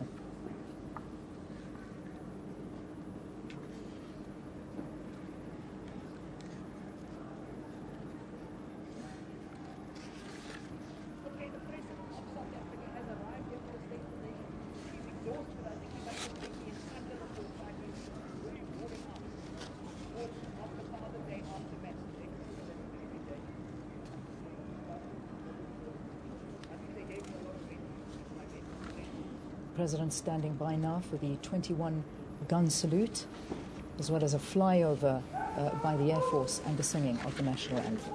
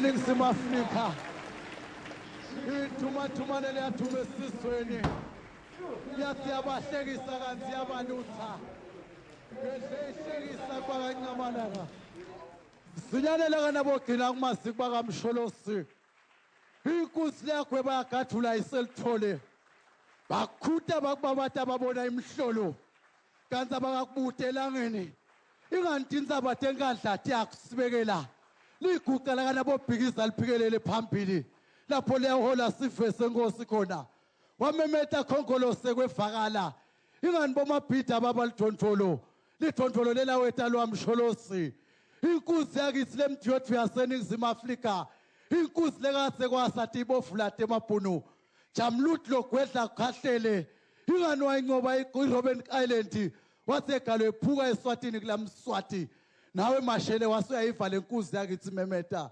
wayikhoselisa nawe lusaka umncinyana ingani lomfana lo wathambo namvulele masango nase uyakhula ke umkhonto wesizwe mhlanzela langa lenyamatane lisile ushona ube ushone nalo ingani nemarashi yavile ebuhlabani bakho phunyuka bemphethe esandleni malwa binzile njengendlala mabhoqe mafuthi inyama ungakayidli tinsanzane nebafelo kathi bavuma wena talukathi nemakhehla bathi msholozi ngewethu base bakunyunzela bashaya phansi kwabhunya luthulu base bakudlela umona kanti bagcobisa emafutha wase uyanyamatela msholozi yadlodlobala uye Union Building impela uqinisile msholozi nawe uthi indlela endlela lesihambako waqhoqhobala kancane wahola khongolose wathi uyawuba imvi emhlatshelo watinikela wathi simakathe utakuphendvulela nembhala namhla umhlaba uhlonipha wena ncamalala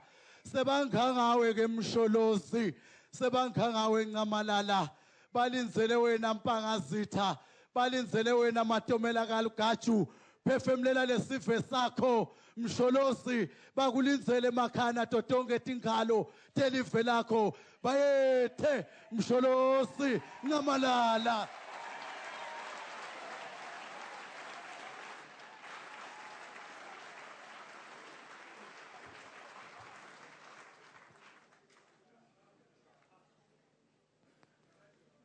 There will now be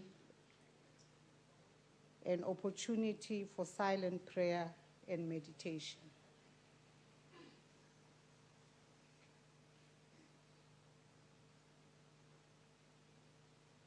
Please be seated.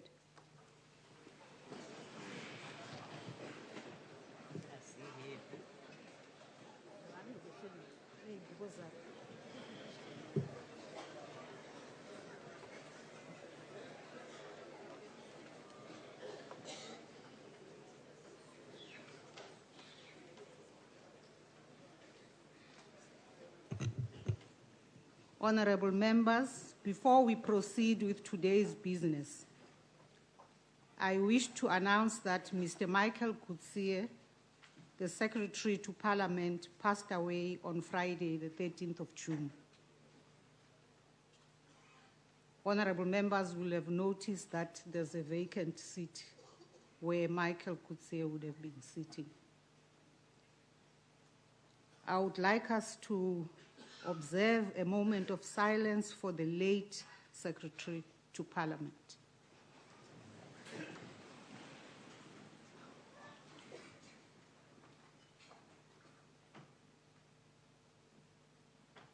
Please be seated.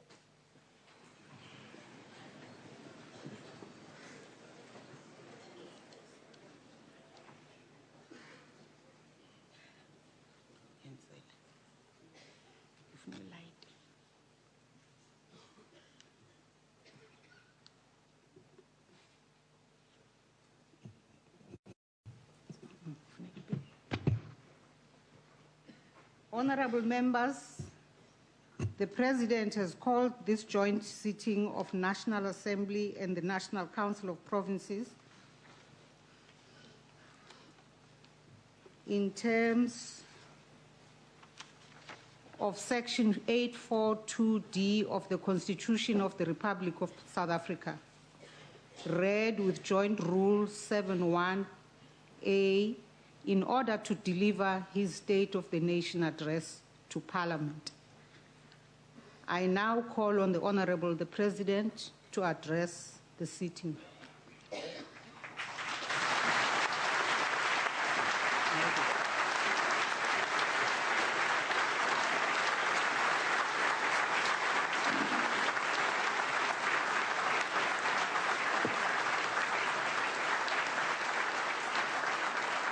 Thank you. Thank you very much.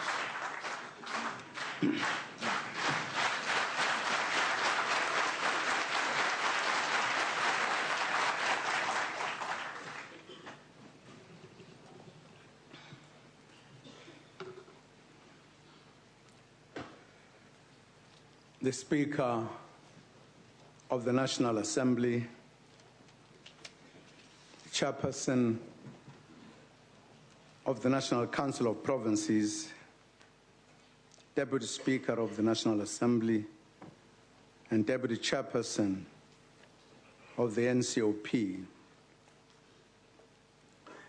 Deputy President of the Republic, Honorable Cyril Ramaphosa, former Deputy President Kgalema Motlanthe, Honorable Chief Justice of the Republic, and all esteemed members of the judiciary,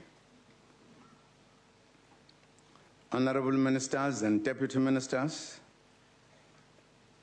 premiers and speakers of provincial legislatures, chairperson of the NCOP, chairperson of SALGA, and all local government leadership,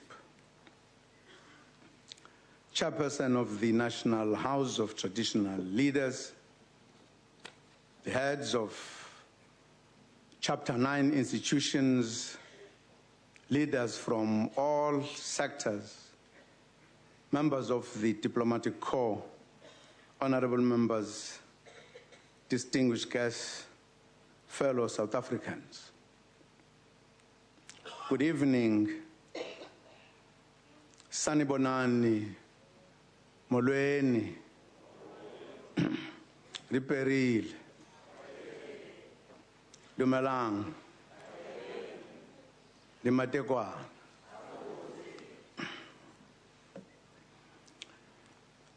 Honorable members, we're not.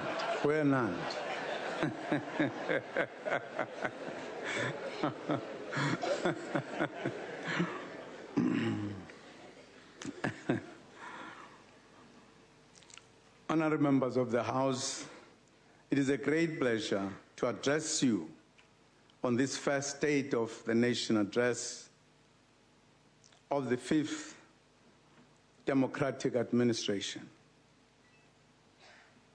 Let me begin by extending our deepest condolences on the sad passing of the Secretary of Parliament, Mr. Michael Coetzee. His contribution to the struggle for liberation and freedom and democracy will never be forgotten.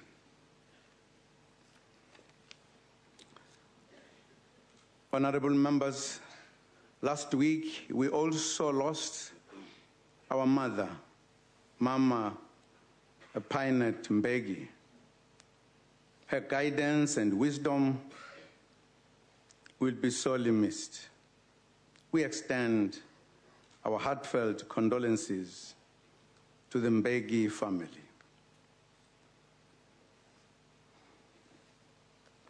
Our hearts go out to the families of SA and DF members who died in a tragic helicopter crash in Mpumalanga today during a training camp. We wish the injured a speedy recovery. Compatriots, we have recently emerged from a successful national general election held on the 7th of May. We look forward to working with all the parties in Parliament as we move South Africa forward. In the February State of the Nation address, I related the good story of 20 years of freedom and democracy. We stated that South Africa is a much better place to live in than it was in 1994, and that the lives of millions of our people have improved. However, as a national development plan and the presidency's 20-year review highlight, the triple challenges of poverty, inequality, and unemployment continues to affect the lives of many people. As we enter the second phase of our transition from apartheid to a national democratic society, we have to embark on a radical socio-economic transformation to push back the triple challenges. Change will not come about without some far-reaching interventions. We have put in place a program of action based on the ANC's manifesto and the National Development Plan. The economy takes center stage in this program. It remains our strong belief that the most effective weapon in the campaign against poverty is the creation of decent work, and that creating work requires faster economic growth. We have set a strong target of 5% by 2019. To achieve this, we will embark on various measures and interventions to jumpstart the economy. We have set this target during a difficult period. The economy has grown below its potential over the last 3 years, and many households are going through difficulties.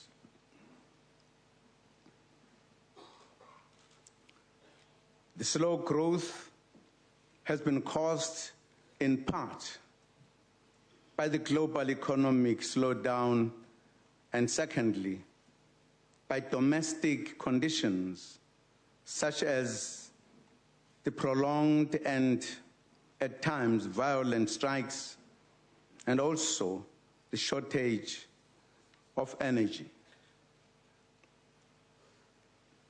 Given the impact of the unattainable labor relations environment on our economy, it is critical for social partners to meet and deliberate on the violent nature of our strikes and duration. The social partners will also need to deliberate on wage inequality. On our side, as government, we will, during this term, investigate the possibility of a national minimum wage as one of the key mechanisms to reduce the income inequalities.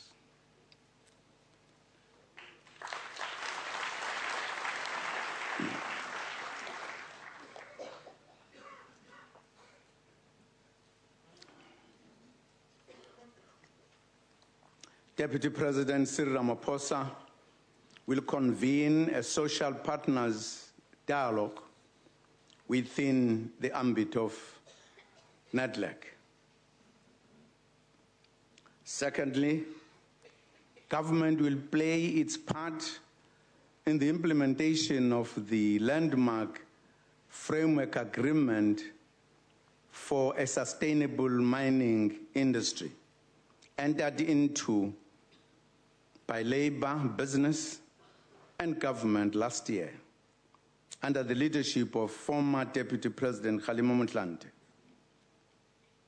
The process will now be led by the President. We will implement the undertaking to build housing and other services to revitalize mining towns as part of the October 2012 agreement between business, government, and labor.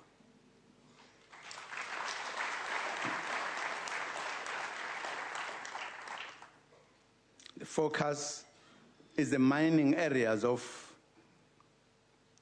Motlosana, Emalahleni, Sekhukhuni, Lephalale, West Rand, and Majabe.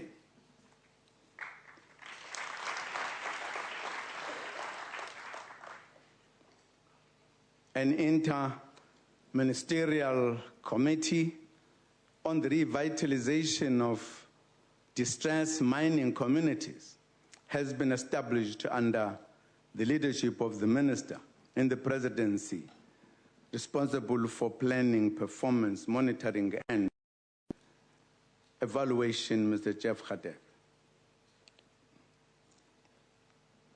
The members of the committee include the ministers of mineral resources, water and sanitation, trade and industry, social development, labor, human settlements, health, economic development, and finance.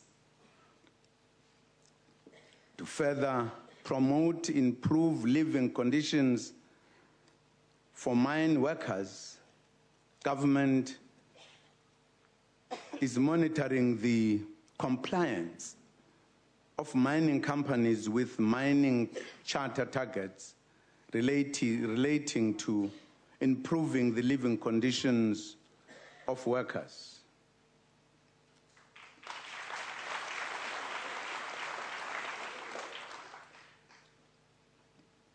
Companies are expected to convert or upgrade hostels into family units, attain the occupancy rate of 1 person per room, and also facilitate home ownership options for mine workers.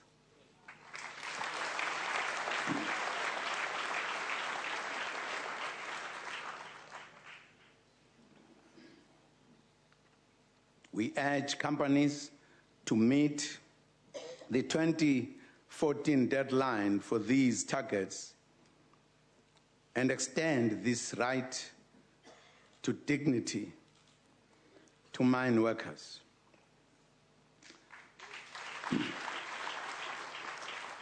Honorable members, distinguished guests, the low level of investments is a key constraint to economic growth. We are determined to work with the private sector to remove obstacles to investment. We would like to see the private sector showing as much confidence in the economy as the public sector.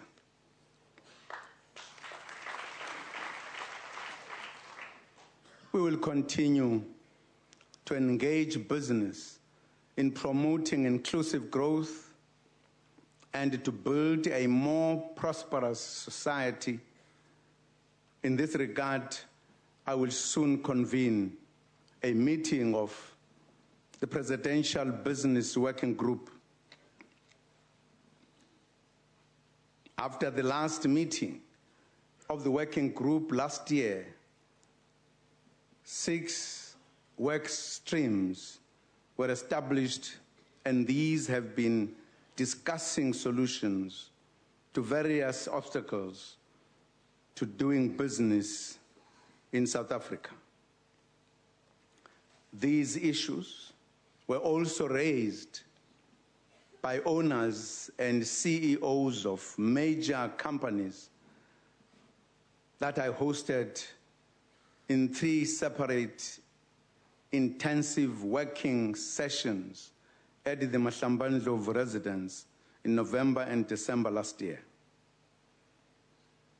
The next meeting of the working group will take forward the partnership for inclusive growth and sustainable development. Fellow South Africans, we need to respond decisively to the country's energy constraints in order to create a conducive environment for growth.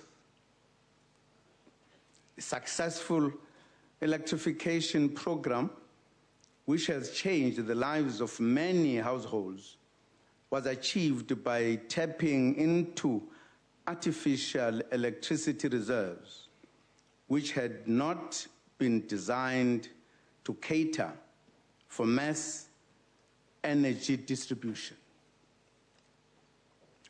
This situation calls for a radical transformation of the energy sector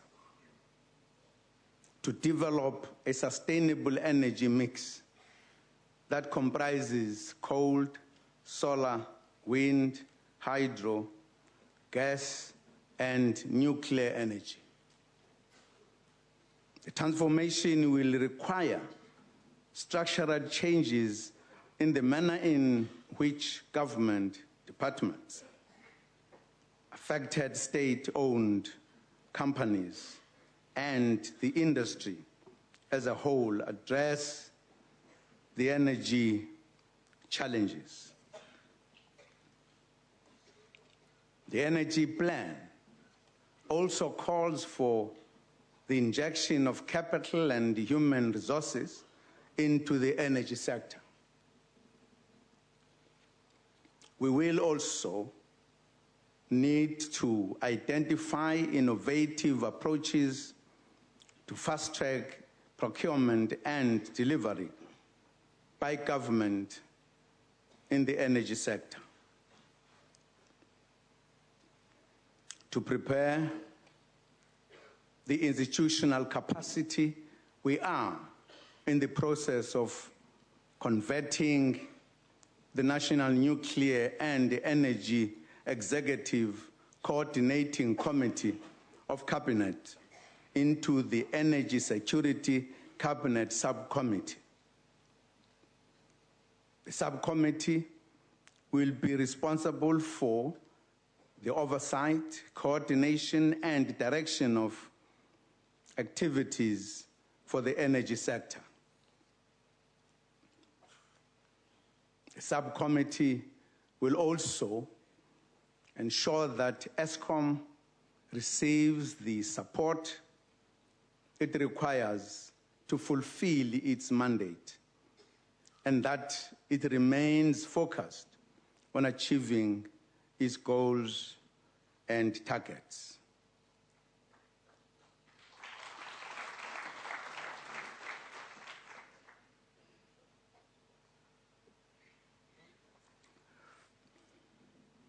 To achieve our energy security goals, state-owned enterprises involved in the energy sector, such as Eskom, South African Nuclear Energy Corporation, and the Central Energy Fund, will have to adapt to the redefined roles to achieve these objectives.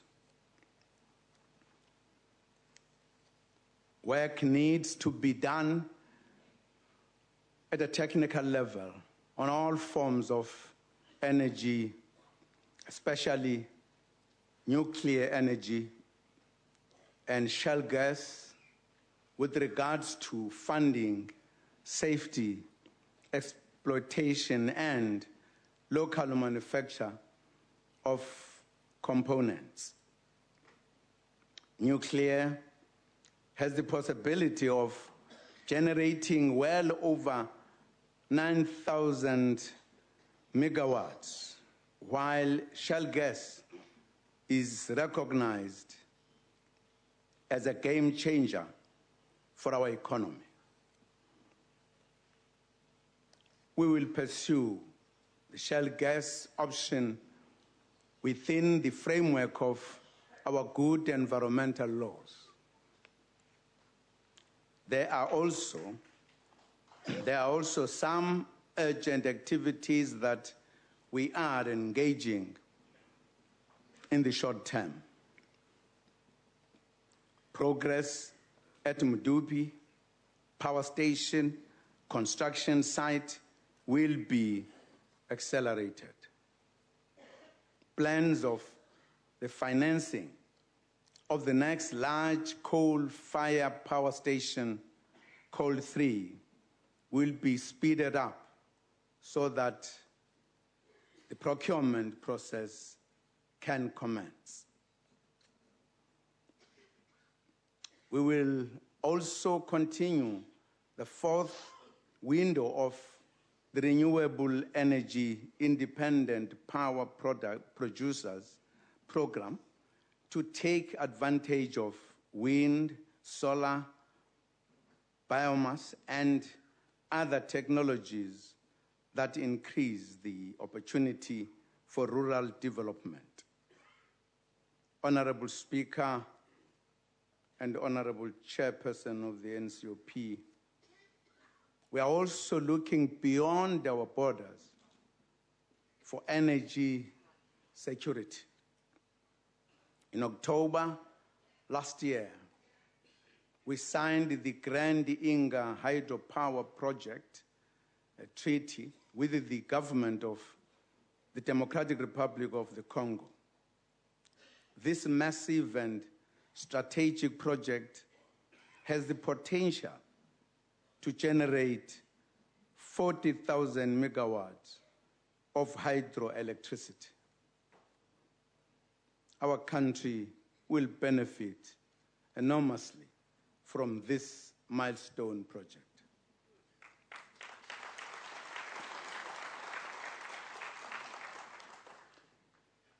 To prepare for the implementation of the energy plan, we need to finalize the legislation that relates to the restructuring of the energy industry as envisaged by the Independent System Market Operator Bill, the Integrated Resource Plan, and other policies affecting the energy sector. Honorable members, distinguished guests, we are a nation at work.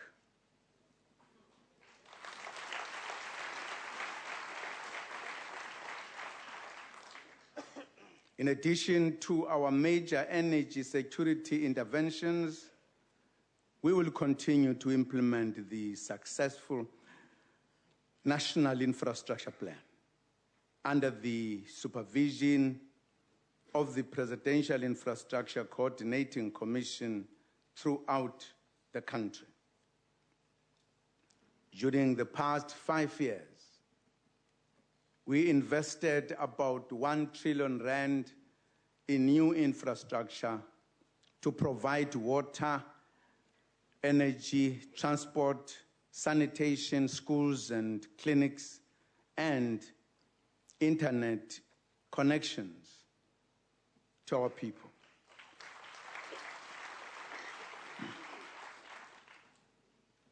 Over the next 3 years, we will spend 847 billion rand on the infrastructure, and several projects are to be started or completed. The construction of Mzimvubu Dam in the Eastern Cape will continue, and also the raising of the wall of Clan William Dam in the Western Cape. During the next 5 years, the bulk of the construction work on phase 2 of the Lesotho Highlands Water Project will be completed.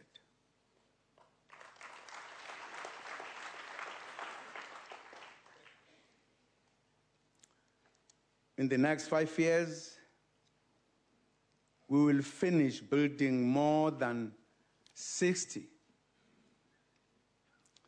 meerkat dishes and start building the first 100 square kilometer array dish antennas.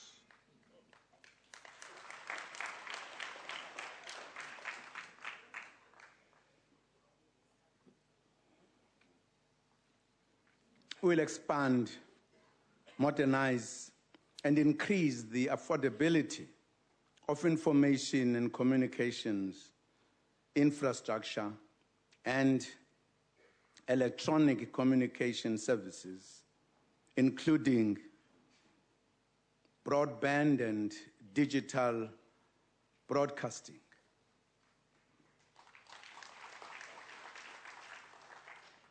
Cabinet adopted South Africa Connect, our broadband policy and strategy, in December last year to take this mission forward. We'll continue with various other infrastructure projects that will change the living conditions of our people and boost economic growth. Compatriots, our radical social economic transformation program will be taken further with the implementation of the Industrial Policy Action Plan. We'll promote local procurement and increase domestic production by having the state buy 25% of goods and services from South African producers.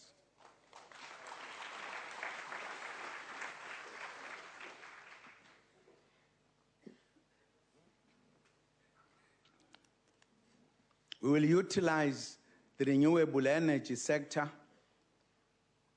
the manufacturing of buses, transports, 50 billion rand locomotive contracts, and PRASA and PRASA's passenger rail projects, among others, to promote local content and boost growth.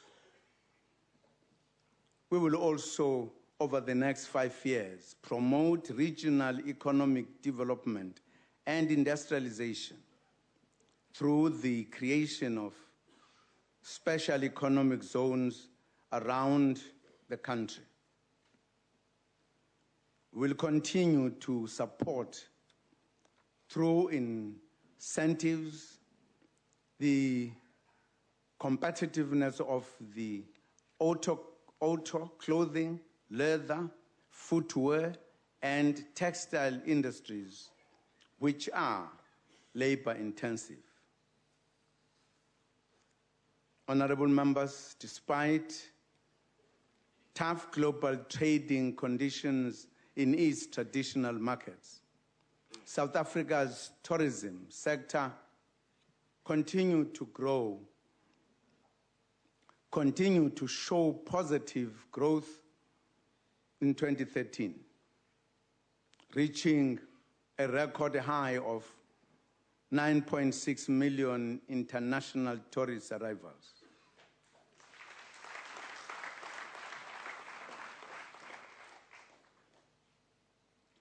People love our country and continue to visit South Africa.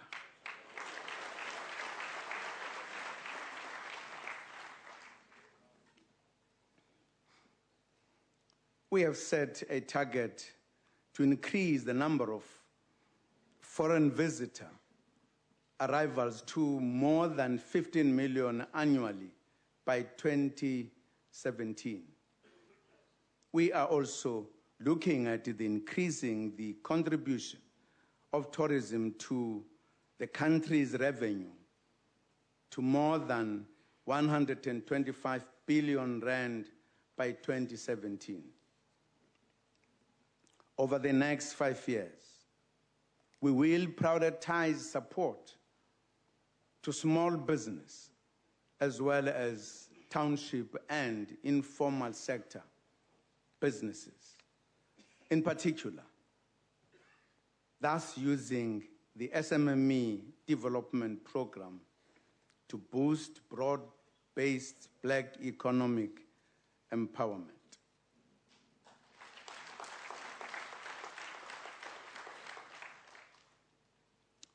We will sharpen the implementation of the amended Broad-Based Black Economic Empowerment Act and the Employment Equity Act in order to transform the ownership, management, and control of the economy.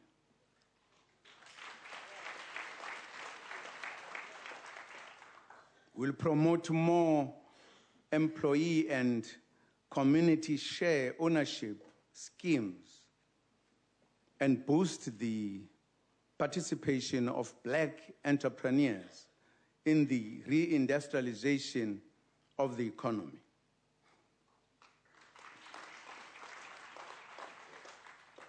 Compatriots, the total assets of our development finance institutions amount to some 230 billion rand. However, their impact on development is not sufficiently broad-based, and their investment programs are not well coordinated. The institutions will be repositioned in the next 5 years to become real engines of socio-economic development.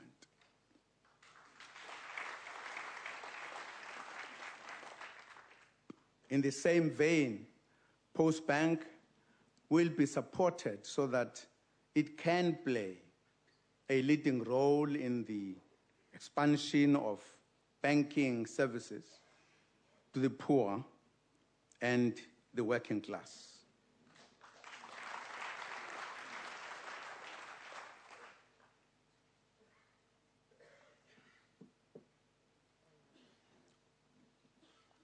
Honorable members, distinguished guests, youth employment will be prioritized in our economic transformation program.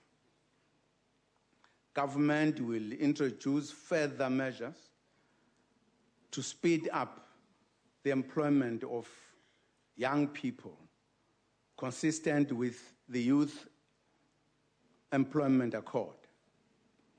We will expand the number of internship positions in the public sector, with every government, department, and public entity being required to take on interns for experience and training.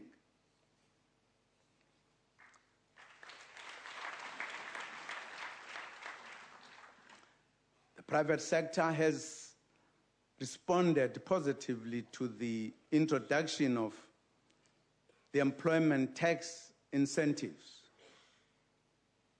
In only 5 months, there are 133,000 employees who have benefited and 11,000 employers who have participated in the incentive scheme.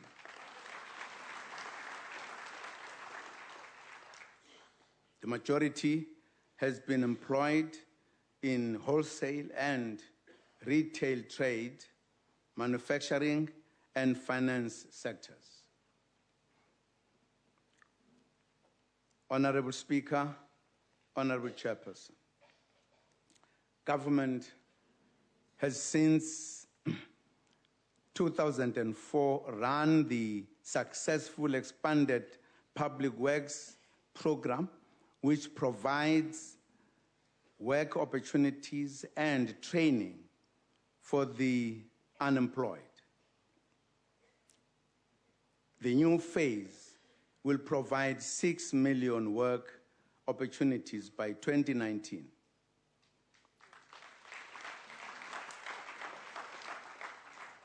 We are building on the success of the past 5 years. We created around 4 million work opportunities in the past 5 years. The expanded public works program, environmental initiatives such as working on waste, working on wetland, working for water, working on fire, and the environmental youth services program will also be upscaled up to 2019 in support of youth development.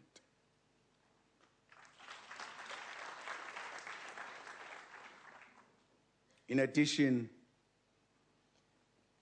the local government-based community work program will be expanded to provide 1 million work opportunities by the end of 2019. Compatriots, we have identified agriculture as a key job driver. Our target is for the agricultural sector to create 1 million jobs by 2030.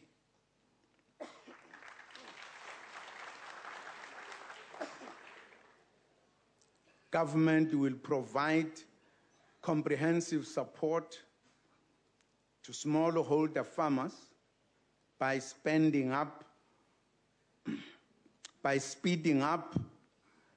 land reform and providing technical, infrastructural, and financial support.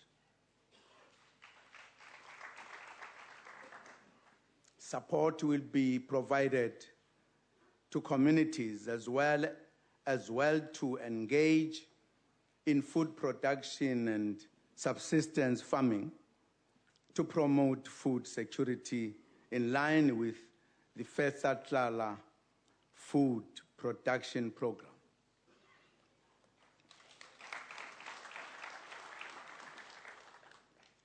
We will accelerate the settlement of remaining land claims submitted before the cutoff date of 1998. We will also reopen the period for the lodgement of claims for the restitution of land for a period of 5 years, and codify the exceptions to the 1913 cutoff date for the descendants of the Khoi and San.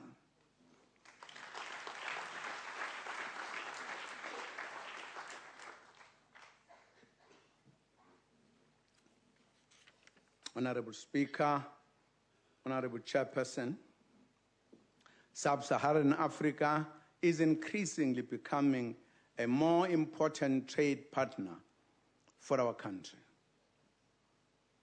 We are encouraged that South African investments in the continent increased from 5.5 billion rand in 2002 to 32.3 billion rand in 2013. Our exports into the continent are also increasing each year, having been at 28.5%, up from 22.6% in 2002. South Africa will continue to champion broader regional integration through the Southern African Customs Union, SADC, and the envisaged tripartite free trade area that blends Eastern and Southern Africa. Fellow South Africans, we would like our people's experience of local government to be a pleasant one. We have listened to the complaints and proposals of South Africans over the past 5 years relating to the performance of municipalities. I would like to share with you now our plan of action to revitalize local government.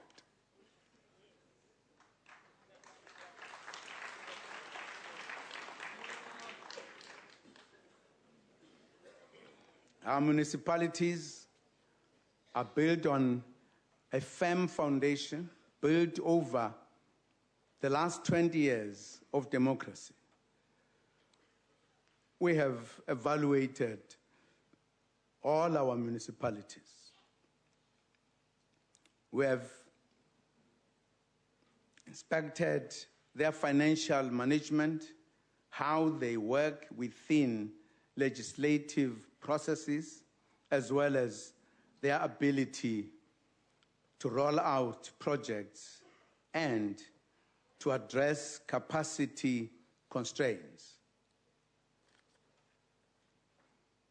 We have also looked at how they respond to service delivery protests. There have been many successes in many municipalities. However, we face a number of challenges in others. We are pleased that 11 municipalities stand out for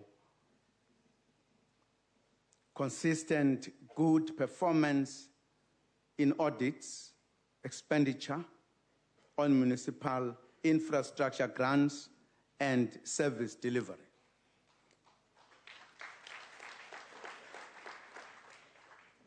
The 11 municipalities are the following: Kangala District Municipality, KATU District Municipality, Zululand District Municipality, Mzinyathi District Municipality, Ilembe District Municipality, Naisna Local Municipality, the West Coast District Municipality, Mazikama Local Municipality, Mossel Bay Local Municipality, Breed Valley Local Municipality, and Steve Chwete Local Municipality.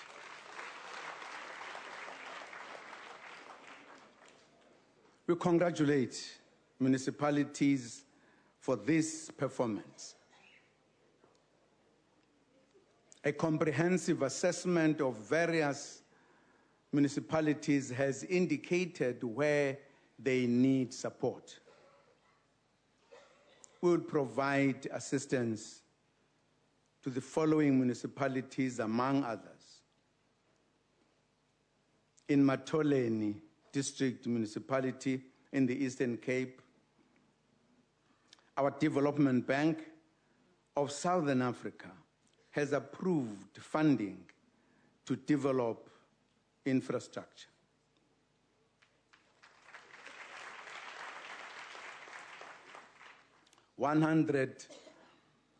Numerous projects, mainly in water and sanitation, will be started, and the objective is to complete them over the next 12 months.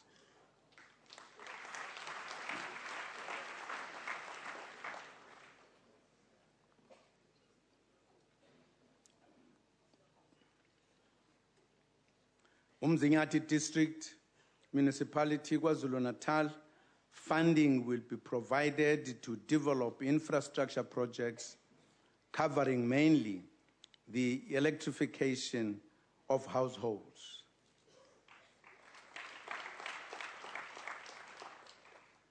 Local municipalities to be serviced include Msinga, Umvoti, and Ngutu.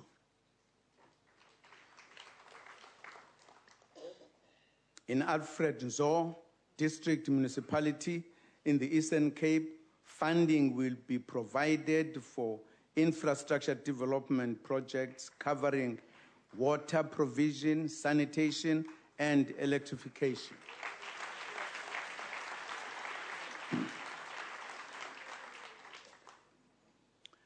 Local municipalities involved include Bizana and in Tabankulu, catering for a population of about 1 million people.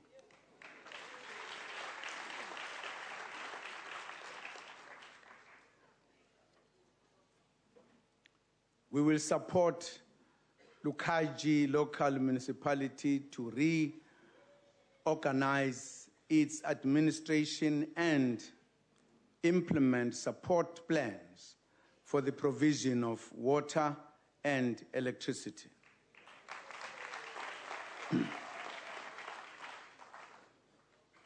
will assist OR Tambo District Municipality to stabilize the administration and organizational structure and fast-track the implementation of the presidential intervention plans.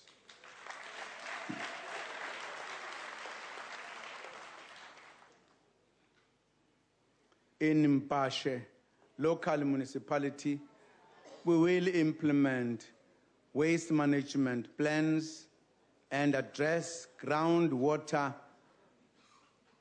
contamination issues.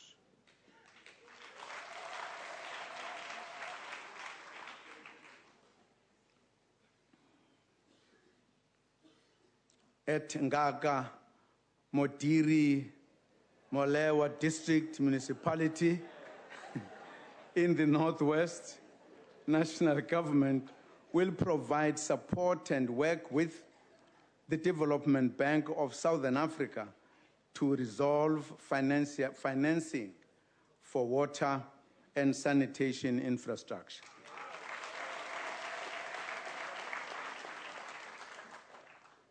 We will support the city of Johannesburg in Gauteng to resolve problems with the billing system.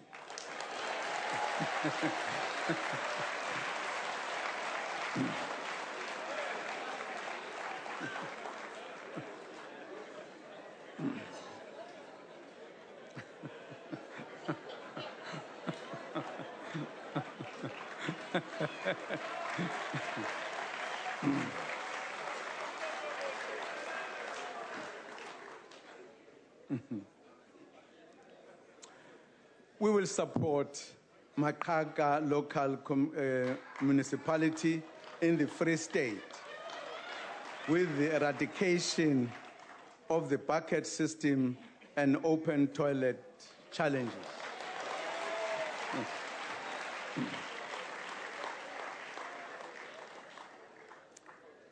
Meanwhile, work is underway to eradicate the bucket system throughout the country.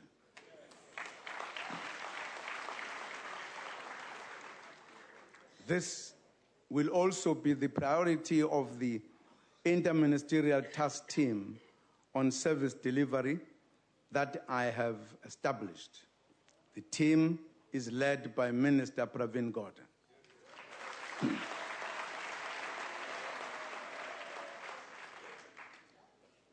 The team comprises the Ministers of Planning, Performance Monitoring and Evaluation in the Presidency, Human Settlements, Water and Sanitation, Transport, Home Affairs, Public Enterprises, Energy, Rural Development and Land Reform, Health and Basic Education.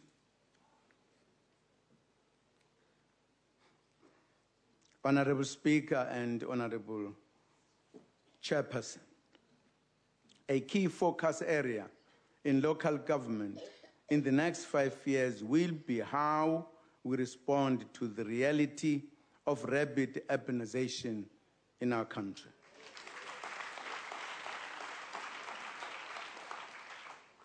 South Africa is becoming an urban country. By 2011, almost 63% of our population were residing in towns and cities, and this trend is expected to continue over the coming decade. Our government's integrated urban development framework will be finalized by 30th July 2014.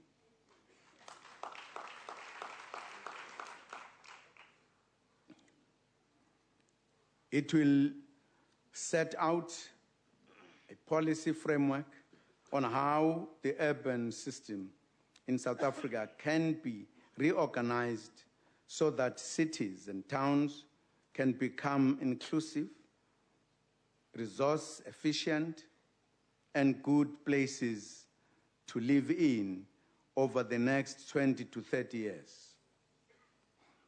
Together, let us move local government forward.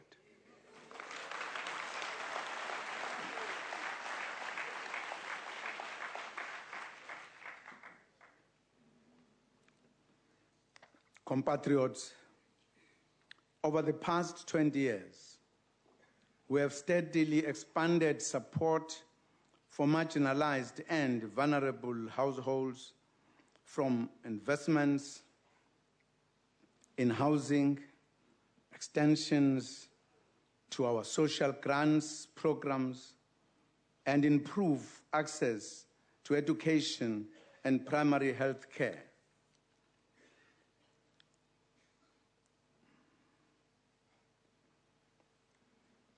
Over the period ahead, poverty reduction will continue to be reinforced. We will continue to invest in education and skills development, as that is the key to economic growth and development. We need engineers, electricians, plumbers, doctors, teachers, and many other professionals to build our country's economy. Education, therefore, remains an apex priority for this government. We will continue to promote universal access to education by ensuring that all children between ages 7 and 15 are in school.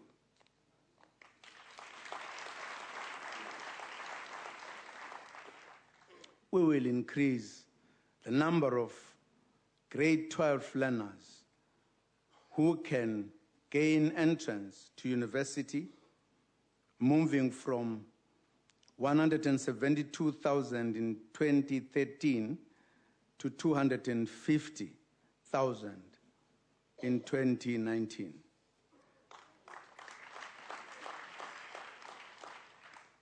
We opened at least one new school a week in the Eastern Cape last year.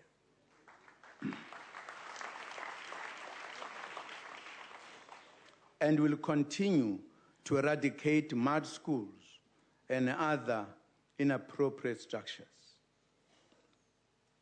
The number of young people in universities and colleges has increased over the years.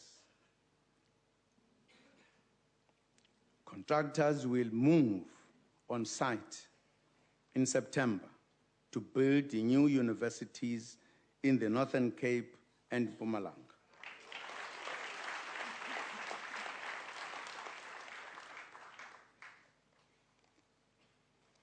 By January next year, the first intake of medical students will be enrolled at the new medical university in Limpopo.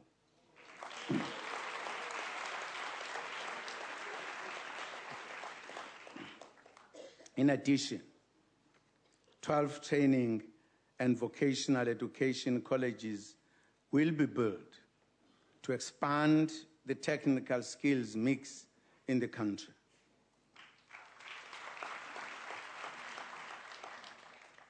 Compatriots, together we must continue to fight drugs and substance abuse in our schools and communities. We will also prioritize safety in schools, scholar transport, and child health. In the area of health, we will work harder to increase life expectancy at birth from 60 years in 2012 to 63 years in 2019.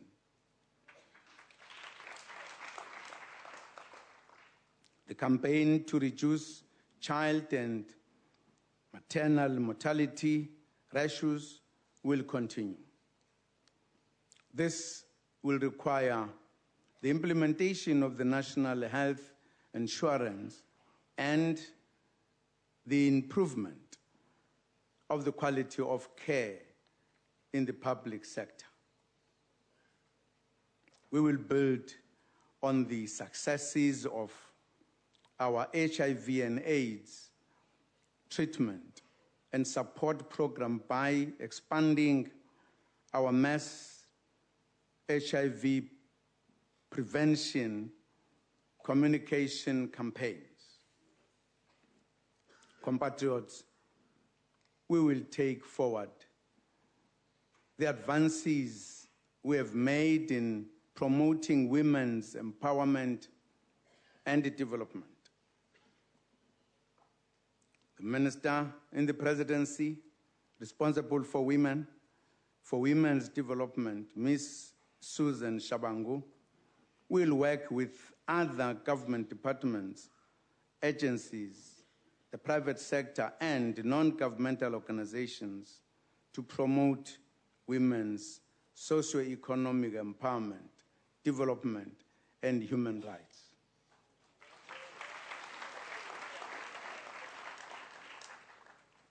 To further consolidate our democratic gains, we will continue to advance and improve the lives of people with disabilities over the next 5 years. We will work with the disability sector to identify key areas in which we should fulfill South Africa's role as signatory to the UN Convention on the rights of persons with disabilities and its optional protocols.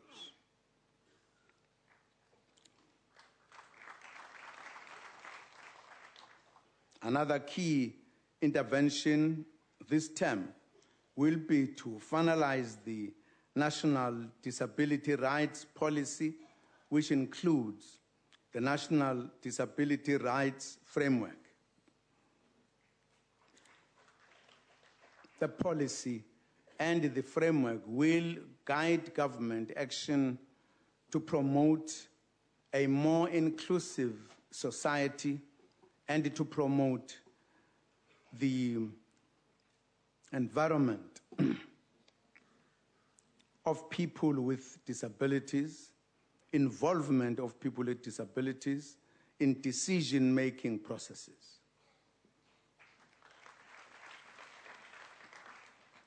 Fellow South Africans, some progress has been made over the past 5 years in reducing the levels of serious crime, such as murders, aggravated robberies, crimes against women, children, and other vulnerable groups, but they remain unacceptably high.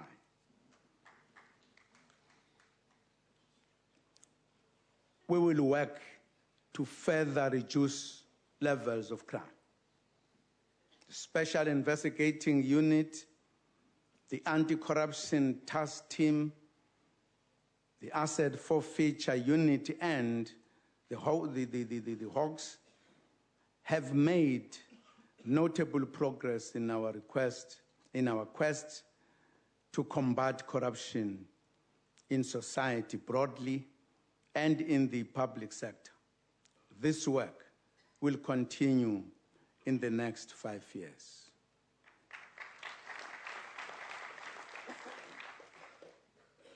Weaknesses in the procurement management and operations systems that undermine the efficiency and effectiveness of government will be addressed. One of the key steps, which is already underway, is to centralize procurement under the Office of the Chief Procurement Officer in the National Treasury.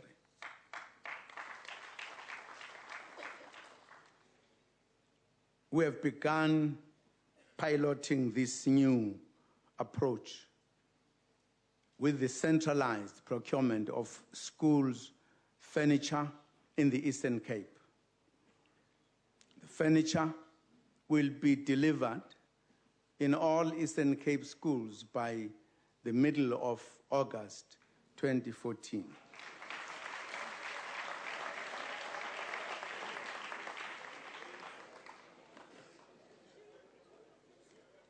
Measures will be introduced to prevent public servants and public representatives from doing business with the state.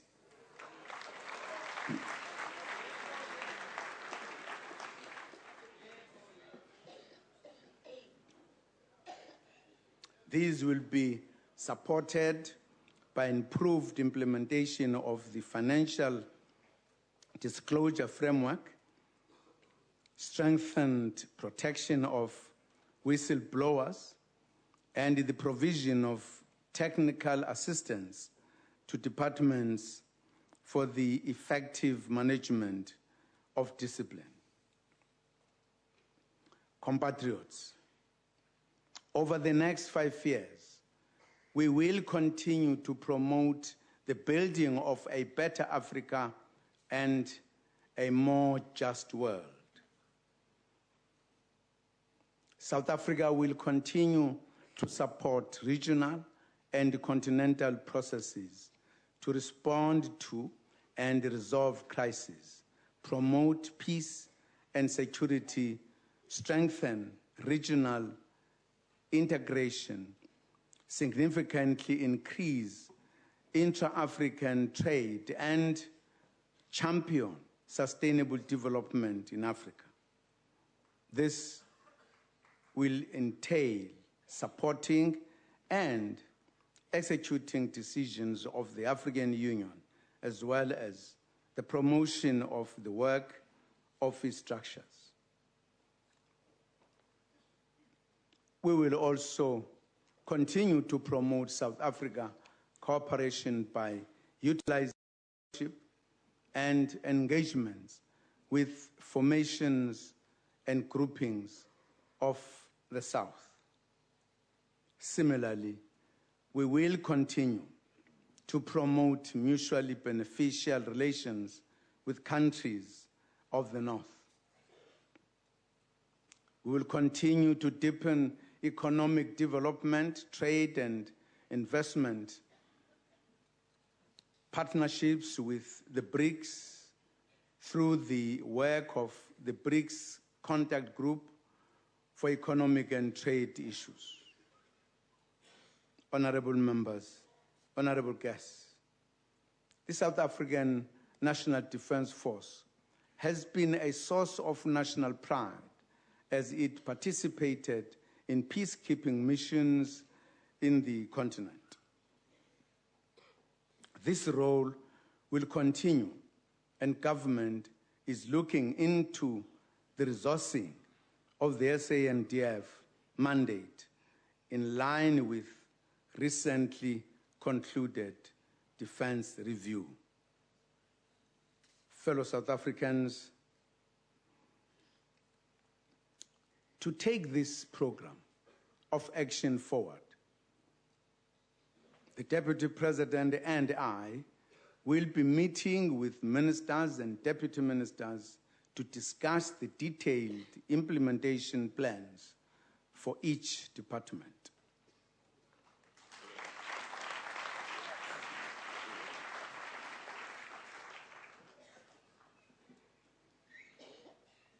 Each minister will sign a performance agreement with the President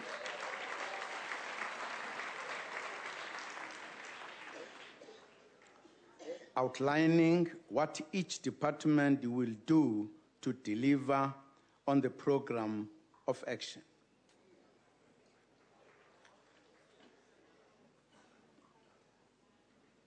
Compatriots, the 17th of June marks the 22nd anniversary of the horrific Boipatong massacre in Gauteng. Looking back at one of the worst horror stories in the recent history, we are reminded of the fact that we need to prioritize healing and nation building more than ever before.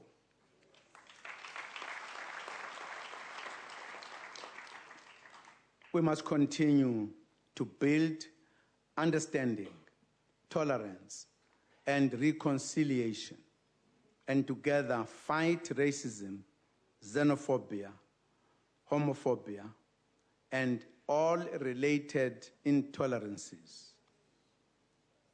The use of sports and culture as a unifying factor in our country will continue during this term.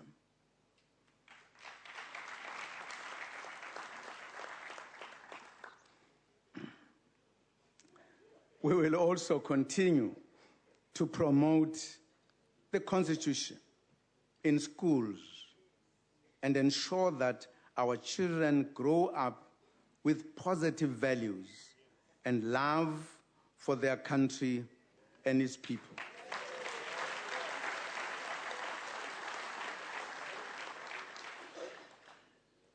We will continue to build inclusive heritage over the next 5 years through building monuments and other symbols that honor the heroes and heroines of the struggle that delivered the freedom and democracy we enjoy today.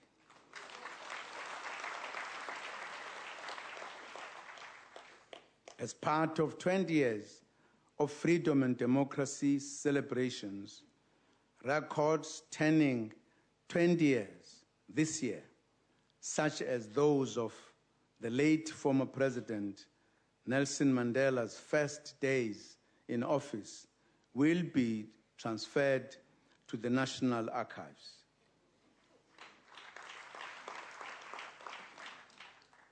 This year, we'll also see the listing of the CODESA multi-party negotiating forum records in the international memory of the World Register.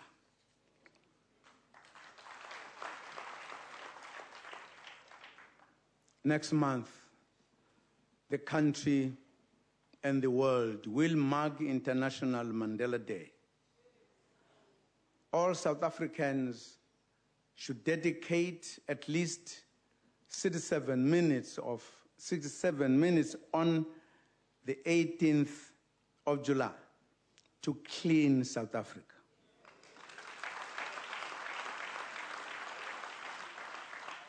Which is our theme for this year. Clean, clean everything. Cities, everything.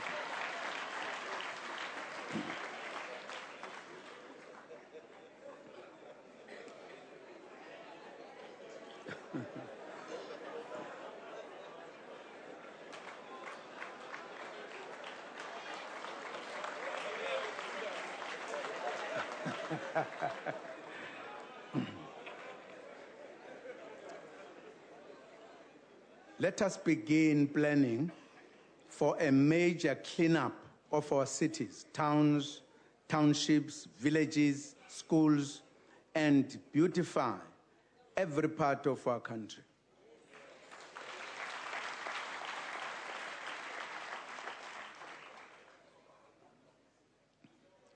Small steps, just like cleaning in front of your yard, next door, will help you to do bigger things.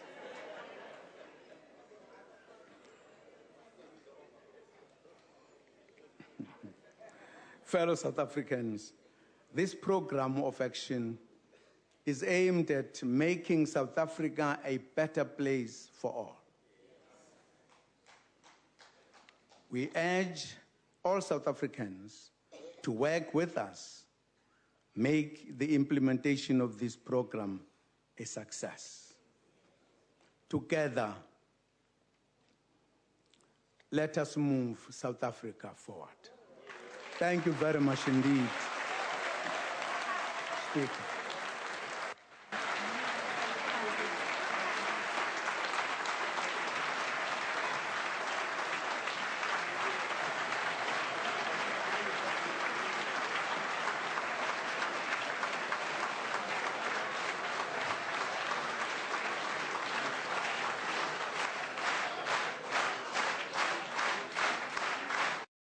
SABC, sharing 20 years of inspiration. Why doesn't the media reach out to the kids? I think the media is trying to reach out. Unfortunately, the media is trying to reach out on very negative issues only. How do you feel about the media coverage leading up to? Disappointed. Very disappointing, very disappointing. Indeed. My problem was that became the story about hunger rather than hunger. And I'm just a bit find it bizarre that we worry more about if a celebrity X can go on. Seated at their places until the procession has left the chamber. The guests in the gallery are also urged to stay in their seats until the ushers have indicated that the doors are open. The procession, which will be led by the Sergeant-at-Arms and the usher, will leave the chamber in this order. The Speaker of the National Assembly, the Chairperson of the National Council of Provinces, the President, the Deputy Speaker of the National Assembly, the Deputy Chairperson of the National Council of Provinces, the Deputy President, the Deputy Secretary to Parliament. This concludes the business of the day. This joint sitting is adjourned.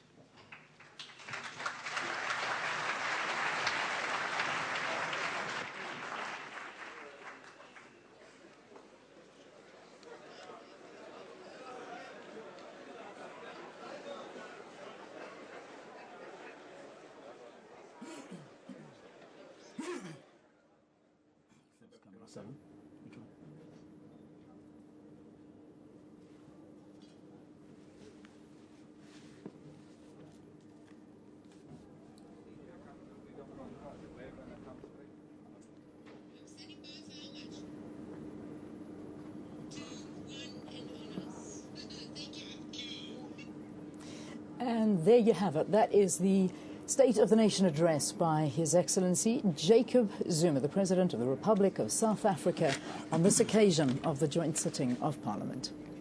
Well, Leanne. I remember the first words I came across were on page 2 of the speech. Change will not come about without some far-reaching interventions. Well, I guess the question, of course, is whether from the speech we gleaned any far-reaching interventions. And I guess that is what is going to be a moot point.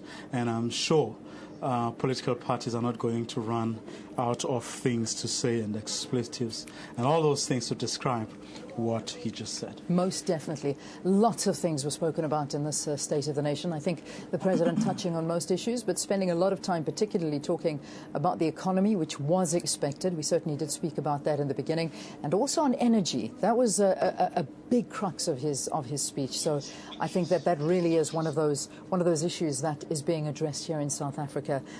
Energy, the issues of ICT, the issue of telecommunications, the issues of local municipalities and their performance as well, highlighting those are doing well, but also saying that so much more needs to be done. Mud schools, the bucket system, crime in South Africa, education, universities. The President really doing his best to touch on as many issues affecting particularly local government as he possibly can. Yes, and one notices that nuclear energy is going to take the center stage. A lot has been said around that, the involvement of China and other BRICS countries. So it's going to be interesting to see how that particular issue sort of unfolds. Remember, we're in the middle of winter. A lot has been said about Eskom. I remember reading yesterday on my way here, Eskom saying actually if especially Gautengers behave, there wouldn't be a need for people to be without electricity. So it's going to be interesting to find out what's going to happen on that front. There's also several issues around local government. I'm sure a lot of people are going to raise the question of whether sort of enough was said and as strongly as it perhaps ought to have been said. We'll hear, of course, both the ruling party and the opposition parties on that one as soon as they step out of that parliament. Well, in fact, some of them have already stepped out. And right now, let's go to Lucanio Kalata, who is standing by with the with the sort of FF Plus leader, Dr. Connie Mulder. Vuyo, thank you very much. Yes, I'm joined by the leader of the Freedom Front Plus, Dr. Peter Mulder. Sir, good evening and thanks for joining us. Thank you very much. Right. A very strong emphasis on energy that came through in the speech today. Were you satisfied with that? Well, let me tell, the government's job is to create infrastructure, and that surely will support them. Whether it's nuclear energy, whether it's just energy, we need that for economic growth. On the negative side, I really experienced the President as muted a bit. The gas is out of the bottle, and there was no real original proposals. How are we going to get the country out of the economic crisis? Surely the infrastructure would help. But on the labour laws, for example, I needed something there to stop a repeat of the strike that we had. There was no mention of that at all. Housing alone is not going to solve that. Positive on corruption, that servants, officials are not allowed to do business with government servants. That's positive. And that hopefully will stop corruption or help corruption stop in the end of the day. You spoke also on the issue of youth empowerment. Are you satisfied with that? Well, he gave some statistics that the measures at the moment are working.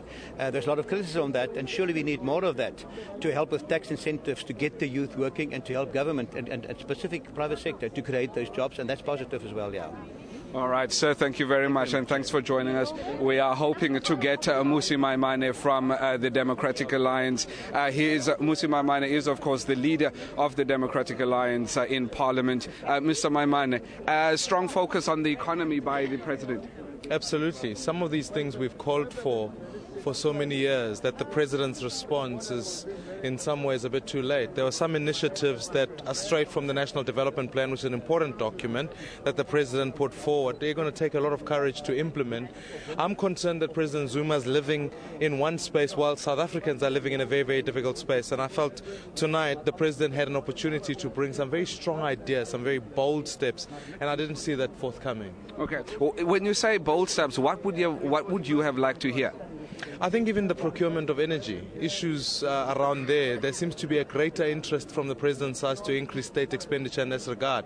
You're not going to be able to collect the relevant revenue to do that. The President should have acted earlier and quicker. It must allow legislation to allow other people to be providers of energy. So there could have been a lot more that the President should have done decisively and boldly, and I felt he didn't do that. All right. Mr. Maimane, thanks very much for joining us. That was Mmusi Maimane, the DA leader in Parliament. I now cross you over to my colleague Asanda Mbeche.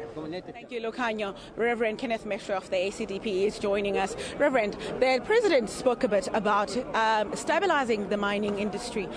Looking back at all the issues and all the concerns we've had, he spoke about moving the mining framework that was brokered by Deputy President Motlanthe to the Presidency now for his particular attention. What impact do you think that will have on stabilizing the mining sector?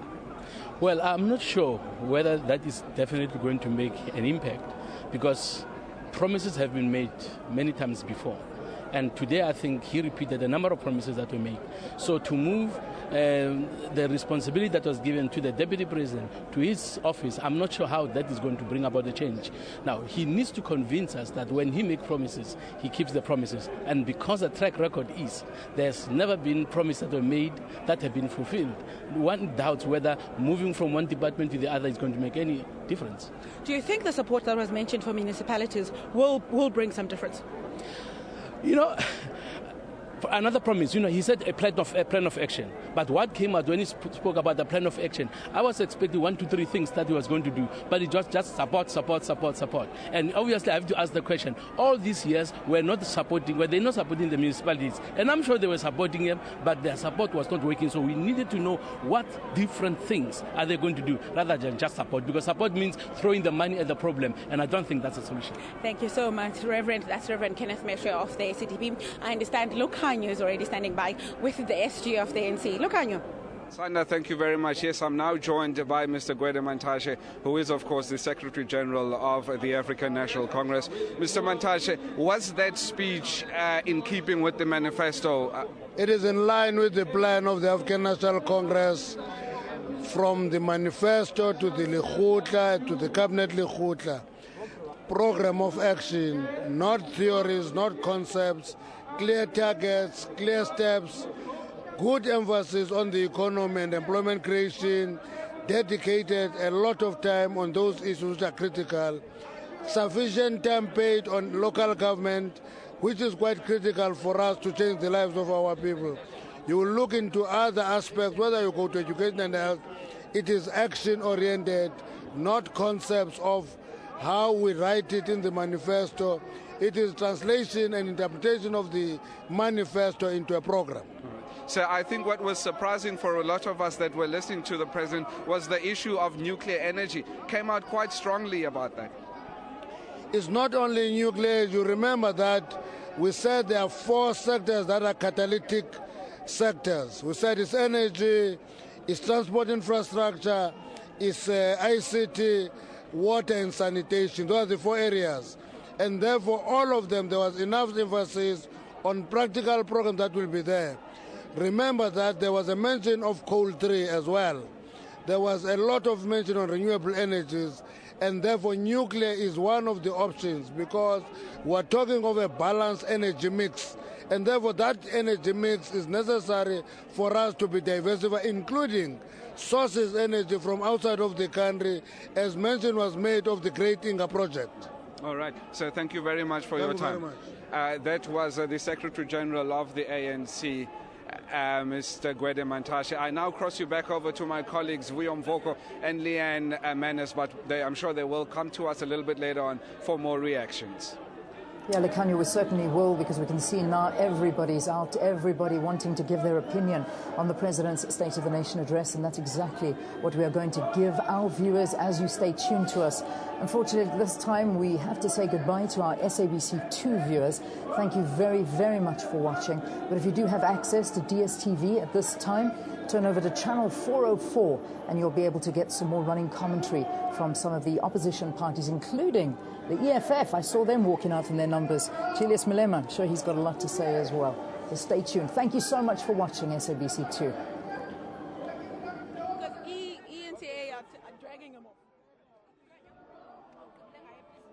Okay, so are you guys getting other languages?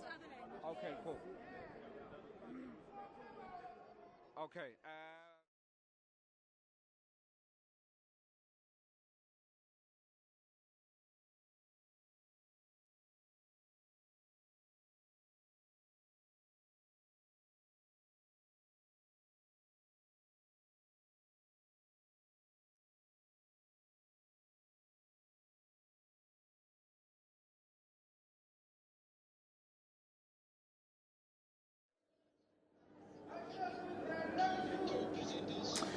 Well, welcome back, and if you just joined us, you are watching here on channel 404, the SABC News channel, live broadcast. We're coming to you from Parliament in Cape Town, and right now we're busy with reactions from political parties across the spectrum, and Asanda Mbeche is standing by together with Lukanyo Talata, and they're getting all the reactions for you from all opposition parties. Let's go straight away to Asanda. Well, thank you, Vuyo. With me now is Mr. Mpeti, the leader of the PAC. Mr. Mpeti, the President spoke a lot about identifying agriculture as a key driver of job creation and the economy at large, but also spoke at length about the reopening of land claims, an issue that's been close to the PAC for a while. What's your take on how the country is moving forward in the land claims process? I think what the President has said is what he said during the last State of the Nation address.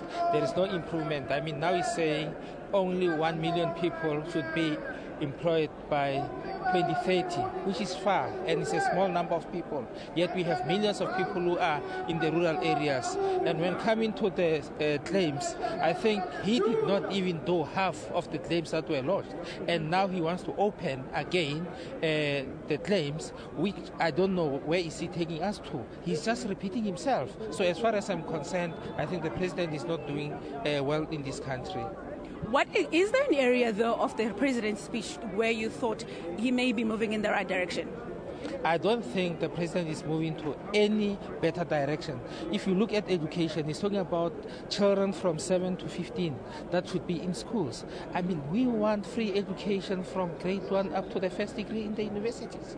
So in that, I don't think the President is doing well at all. That is my problem. Mr. Betty, thank you very much. Let's go quickly to Lukanyo on the other side of the courtyard. Thank you very much. Thank you very much. I'm now joined by the Chief Whip of the UDM, Mr. Ngaba Kwankwa. Sir, good evening and thanks for joining us. Good evening and thank you very much. Let's talk a little bit about the economy and the huge emphasis that the President put on it. I see you smiling, does that indicate a level of satisfaction?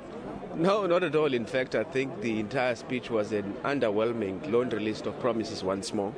Because, for example, he spoke about radical economic transformation, but in the speech itself, we didn't hear anything radical about the promises and the plans that have been put in place.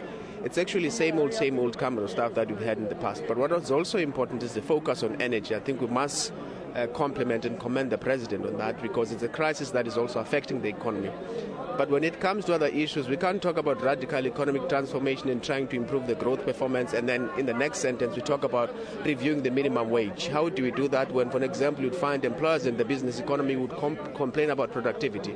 We need to balance it, encourage the dialogue between the social partners, and then take it from there. All right. Youth empowerment. The President spoke a lot about that, and I know you, obviously still being very young, you must must be at least satisfied with the emphasis that the President put on youth empowerment. Of course, that's correct. We're very satisfied about that, but I think we need to make sure that we put more work on these internships and make sure that people actually get practical experience that they can use elsewhere. It's no use actually taking young people into government departments if all they're going to do is to make photocopies and then after that live with certificates that they cannot use. All right. And then just finally, you touched on energy very, very briefly. What do you make of this strong emphasis on nuclear energy? Well, yes, it's something that we need, for example, if we were to solve some of the energy crisis that we're facing. It's good for the country, but as long as we know that we're doing it the right way, it shouldn't be a problem. Okay. No, Mr. Kwangwa, thank you very much. I am very grateful for your time. Thank you very much. Okay, I think we can now cross you back live to our colleague Asanda, who is standing by. Asanda? Well, Lucanyo, where I'm standing right now, firstly, it's a coincidence that we're both wearing red outfits, but I'm standing with one group that's very popular right now. Mr. Julius Malema, the President spoke about investigating the option of a national minimum wage. That's an issue the EFF touched on its manifesto. What's your take on that idea now? It's not new. He said that in the manifesto of the ANC. They said that during the campaign, they even announced that the Minister of Labour is busy investigating minimum wage. So there's nothing exciting except a blowing of hot air and repetition of the things that we have heard before, sometimes playing to the gallery and not really meaning what he's saying. An issue that's close to the helmet you're wearing. The President spoke about implementing the mining framework that was brokered under Deputy President Mhlante, moving into the presidency, but also monitoring the mining charter targets. What's your take on that? The President says they are going to be moving in terms of housing and the living conditions of the workers in the mining sector. But that is what the mining charter says. And the ANC people clap hands to mediocrity. He's plagiarizing the mining charter without even referring to it. That's what it says. And the mining, including government, have failed to implement what the mining charter says. Mr. Malema, thank you very much for speaking to us. That's the leader of the economic freedom fighters. Let's go back to the studio. Well, political parties, of course, as I said earlier, never short of words. Certainly not. Everybody wanting to put their ideas forward and give their reaction to the State of the Nation address. And it's interesting to see, especially what our EFF leader had to say. You saw throughout his speech that not on one occasion did they either clap or stand up on the arrival of No clapping from them, no standing ovation, certainly from the EFF. The DA talking about too little, too late, no bold steps, decrying lost opportunities. But of course, the ANC itself saying clear targets, clear steps, we rocking and rolling. In line with our mandate and our policies. So those are some of the reactions that we've heard so far from some of the parties. Let's go back to Lucanyo. He's standing on the carpet, so he's able to get a lot more reaction. Lucanyo, who are you joined by now? I saw that. All right, and now we're standing with the leader of the Inkatha Freedom Party in Parliament, Prince Mangosuthu Buthelezi. Sir, good evening and welcome. Good evening. Good evening. Sir, the President's speech, very, very heavy focus on the economy. In general, were you satisfied with that? No, I wasn't satisfied. I mean, he said the right things because he spoke about the fact that to create jobs, you must have economic growth. But at the same time, he actually disclosed that economic growth in this country is very low. Nothing is happening in that direction. So you cannot create jobs if there's no economic growth. And he also mentioned the issue of an environment, that one must create an environment which is conducive to people coming to invest their money. And I don't think that things that are happening in our country, such as corruption and all other things which are not specific, which are known to all South Africans, can actually induce people to see South Africa as a safe place, a safe destiny for their investments. So from what you're telling me, then, you don't think that this dream of raising the economy by 5% in the next 5 years is a reality? We have not been able to do so. While we must acknowledge the fact that there's a recession all over the place, but I was in government for 10 years, and we aimed for this ever since 1994, and we've never actually been able to achieve that target at all. But on the contrary, things are really going down. Just recently, we've been downgraded just recently, which is actually, even that doesn't convince me that there is any prospect in the near future that we'll have actually a country which actually can achieve that kind of growth. All right. Sir, thank you very much, and thanks very much for joining us. I will now hand you back over to my colleague Asanda Mbeche that's standing by. Asanda. We are now joined by the leader of the National Freedom Party, Mr. Nele Gamagwaza Msebi. Ma'am, your party is new to Parliament, one of the first entrants for this first Parliament. What's the NFP's take around the President's commitment to support municipalities, to move the support of municipalities, particularly on infrastructure, also water and sanitation with 100 new projects? What's your take around that commitment? As NFP, we appreciate that the municipalities will be getting a lot of assistance from national and provincial government. That is the responsibility, constitutional responsibility of the national government. But also what is important is whether municipalities do have competent people who will be able to implement those projects. Because in most of the cases, people are being deployed in municipalities, people who do not have experience, people who do not qualify, and that cripples municipalities. But I'm glad that the President also spoke at length about water and sanitation, because those are the problems that are experienced by people on the ground, because we need to move and ensure that these things are implemented, not to talk about them, because I say a lot of wish lists, but we need to ensure that practically these things are done, because these things have a tendency of creating expectations from people, and people engage in social protests, more especially because they don't see these things implemented on the ground. Well, ma'am, thank you very much. That's the leader of the National Freedom Party saying we need to deliver on the promises and the expectations that we are now bolstering. We'll go back to Vuyo in the studio right now.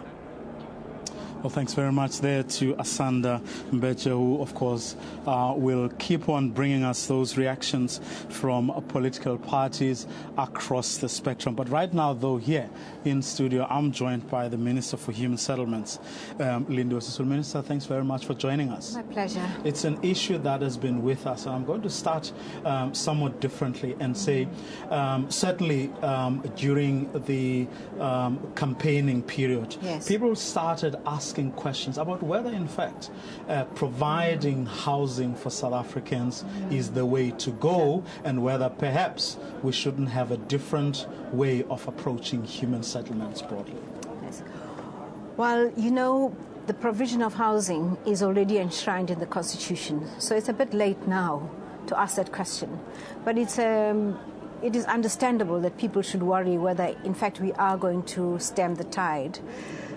Because internationally it is accepted that urbanization is with us for a long term. So how are we going to cope with this influx of people from the rural areas into the urban areas? And this is a million-dollar question that we ourselves have to respond to. But we have a multi-pronged approach to solving some of the problems that we have.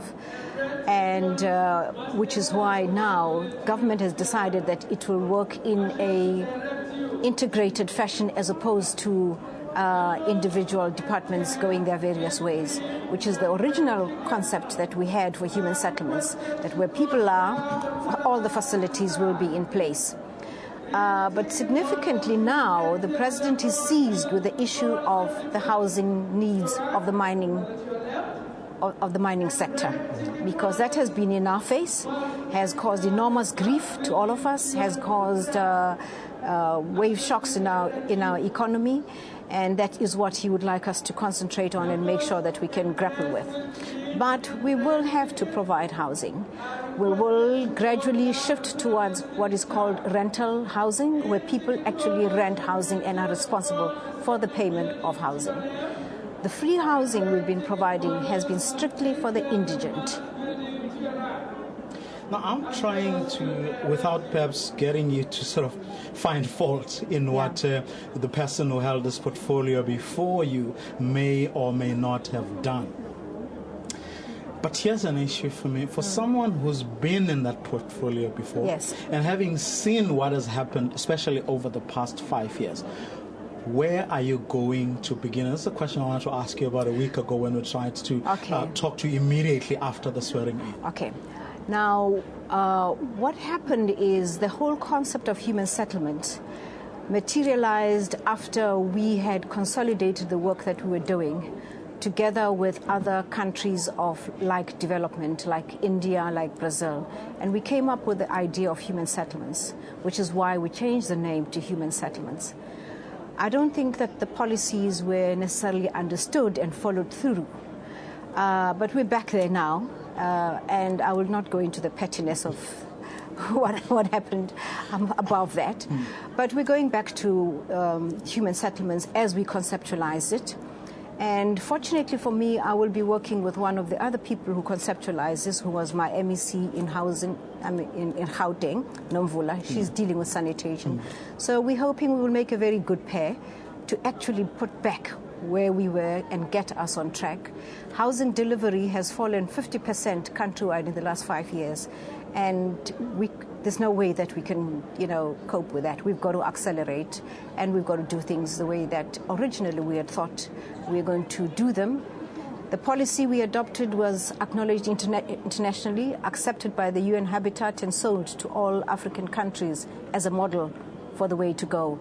And if it has that kind of stamp of approval, we'll stick with that. But how easy or difficult do you think it's going to be, given that your partner in this instance is going to be someone who's also inherited a problem that, in fact, we didn't deliver on, having set deadlines? We did set deadlines as a country, which we did not honor. We didn't honor our own deadlines and our own promise. So yes, but now our approach is to work in conjunction with each other, because there's an interdependence which we cannot run away from. Working in silos is now something of the past. So these subcommittees that the President has put in place are absolutely pivotal to making sure that when we talk about eradication of bucket system, we're talking about human settlements and sanitation. So any of the targets that we may have set, separate from the interdependence that we have, dealing with the same thing, would not have worked. So those were targets that would not have been achievable. And we have seen that. We went around the country, we saw the situation where there is no sanitation, there might be a toilet but no water there, where there might be foundations and no houses there, and all of those problems that our people are experiencing. And we sat down and examined over the past 2 weeks what the problem is, and we think that the solution has been there, and we're going to follow that solution. Well, Minister, unfortunately we've run out of time. We're going to have to go to those political parties to give them their fair share of responses. And tell those political parties that it's 20 years of success, and we're very proud of it, and we've learned from that, and we're correcting that, because they're going to be a very sour group out there. We're very proud of ourselves. We'll hear what they have to say. Minister for Human Settlements, Lindiwe Sisulu. Well, it's back to Lucanio and Asanda. Well, thank you, Vuyo. With me now from business is Mr. Edbert Survey. So the President spoke a lot. He dedicated a lot of his speech on the economy, about SMEs, but also boosting implementation on broad-based Black economic empowerment. What's businesses' take around prospects that could come from there? I think, firstly, congratulations to the President. It was a very good speech, very, very focused on economy, on development. His focus on small business, Black economic empowerment, integrations into the African economy, into the BRICS economy. I thought all of that was great. I think for business, this is going to be a great 5-year term of the President. But is business doing the necessary groundwork, for instance, to capitalize on all the work that's being done on the free trade area, but also on partnerships within the BRICS partnership? I think President said that he's going to call together the Presidential Working Group on business, and I think that's going to be really critical to bring business and government together with a strategy also to tackle into BRICS. As a BRICS Business Council member, I think there's huge opportunities for South African business, and I think the President is leading the way. This was a great speech from President Zuma. There's been talk by other members of the business community about legislation, labour legislation particularly, being restrictive. What's the BRICS Council take on that? Look, I think protecting labour labour is important, organised labour is important, but I think we've got to get the balance right between the rights of ordinary workers and minimum wages, and also creating enough jobs for the country. So I think business and government has got to get that balance right. I think we're moving in the right direction. There's no one answer for everything. Well, thank you so much, sir. That's Mr. Iqbal Survey, a member of the BRICS Council. Let's go back to the studio to Vuyo and Leanne. Thanks very much, Asanda. Well, still getting the reaction from the political parties and some of the analysts on the ground, as well as they, I suppose, mull over what was said with the State of the Nation. And just to talk about a couple of the highlights, let's have a look and see what the President focused on. Well, I think one of the biggest focuses, and everybody talking about it, definitely on energy. That seems to be the biggest, the biggest topic of conversation that's come out of the State of the Nation address, as well as the economy. Now, we were expecting a lot of talk on the economy and the way forward for South Africa, so it comes as no surprise that the President focused in on this. Infrastructure also taking up a lot of time, talking about infrastructure and where he sees South Africa going and the amount of money that's going to be spent on developing the country and infrastructure in particular.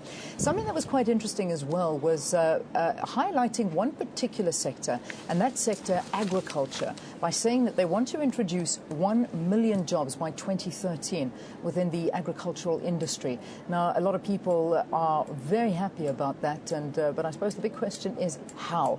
We need to be able to bring in those jobs and put out definite timelines as to how that's going to happen and what mechanisms are going to be in place. So agriculture taking centre stage as well. Another issue that a lot of people, I've been having a look at Twitter and seeing what some of the viewers and the South African public are talking about. One of the issues they're talking about is that performance agreement that ministers are going to sign.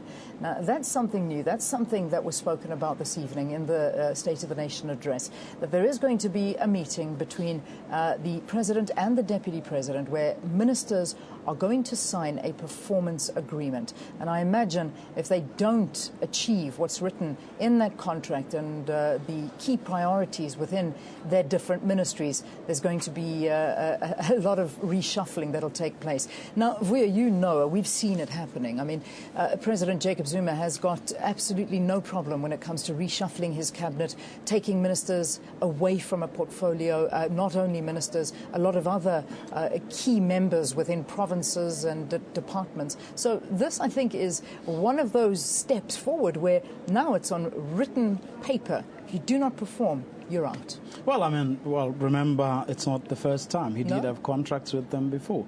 But you are quite right that he has delivered on that. We've seen a lot more ministers being removed or changed than was the case before. But I still think that it sort of didn't get to it hasn't as yet gotten to a point where, for example, it is obvious, it is made very obvious as to why we're removing this one or replacing this one with this one, what they have or haven't done. It's only in situations like you had the interview I just had with the Minister of Human Settlements, where she was talking, she did sort of go briefly, although she was reluctant. I actually dragged her into that to say, you know, over the past 5 years, you know, we did have some problems. But the problem with that is that you only hear this, you know, sort of via the grapevine in a hush-hush sort of way. You never hear boldly people or the president or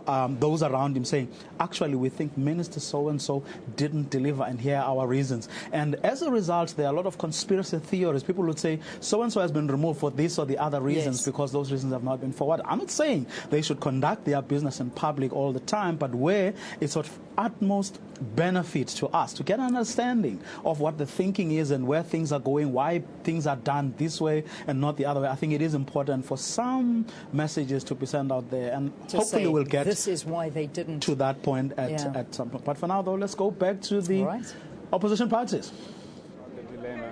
No, don't stay here, ma'am. Stay.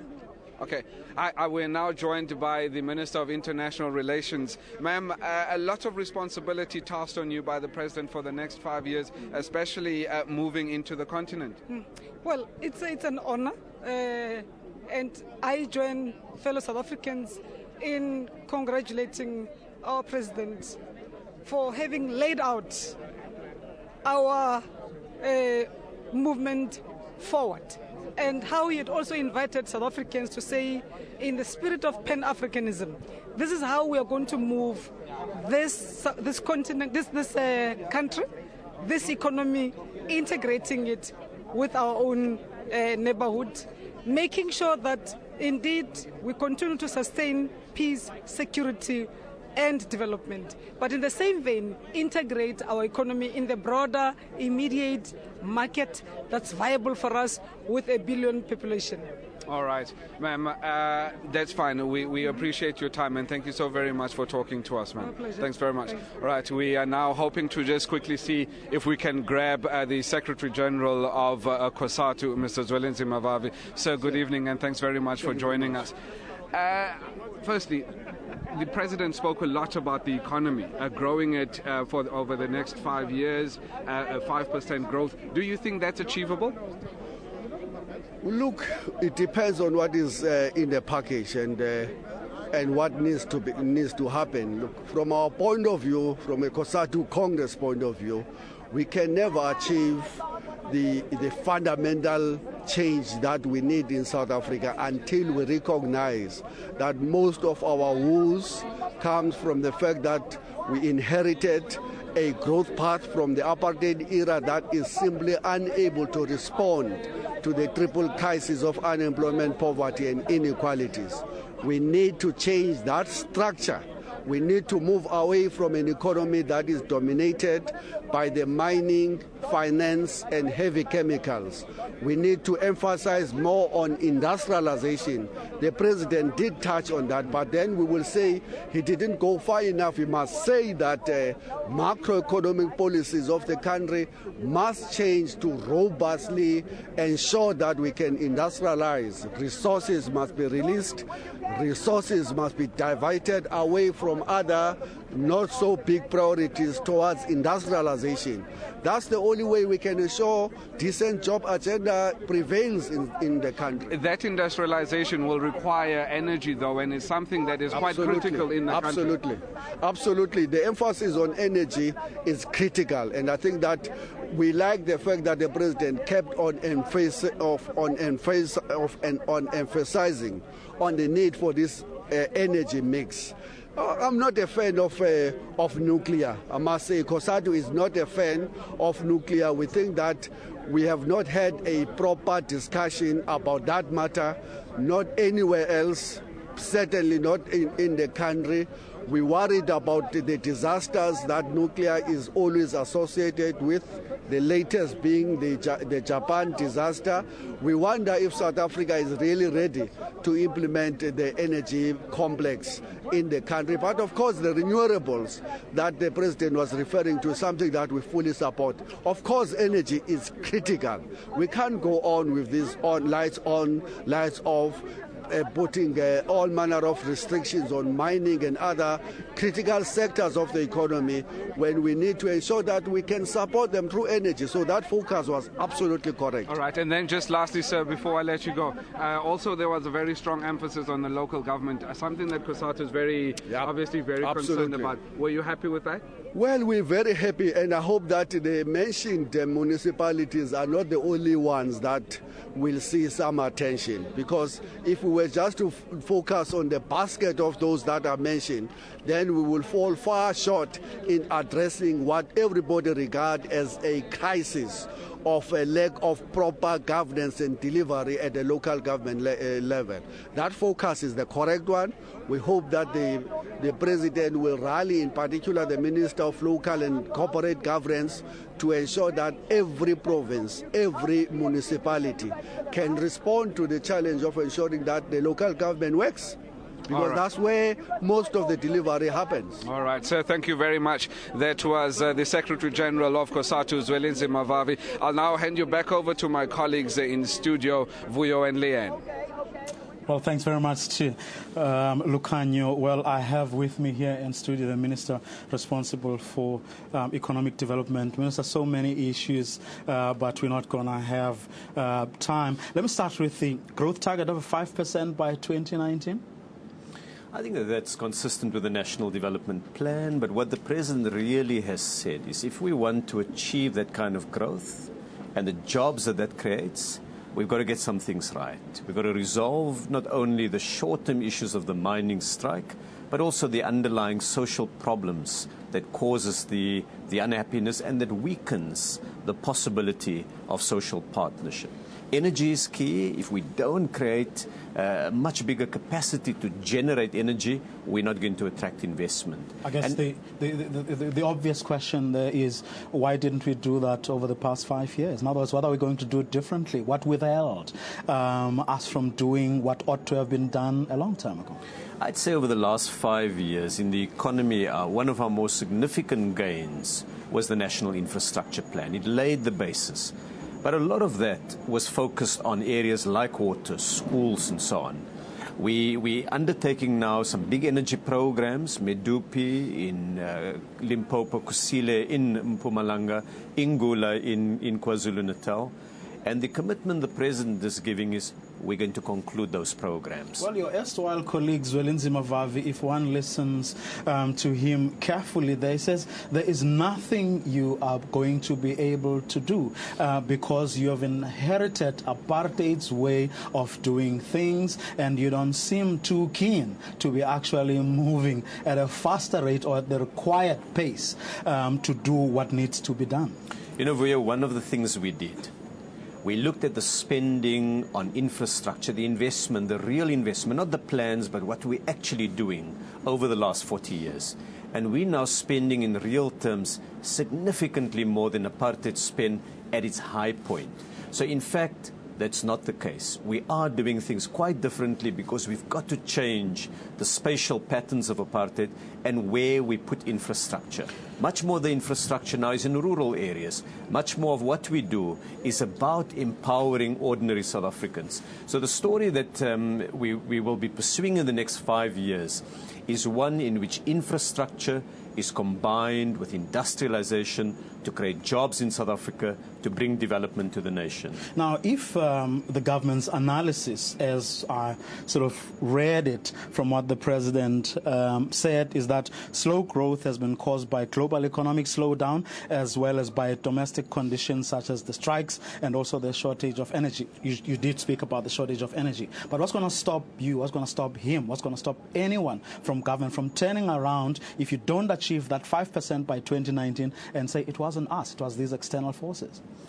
One of the challenges we have is to change the patterns of our own trade with the rest of the world. Africa is the big success story. We've got to orient much more of our trade with the rest of the continent. And we don't do that only as an act of will. We've got to invest in infrastructure.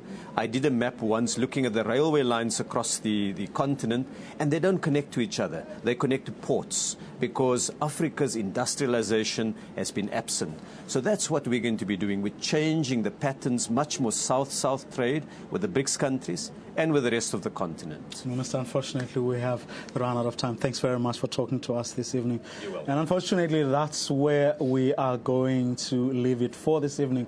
On behalf of myself, Lee Ann, and the rest of the crew, it's a goodbye from Cape Town.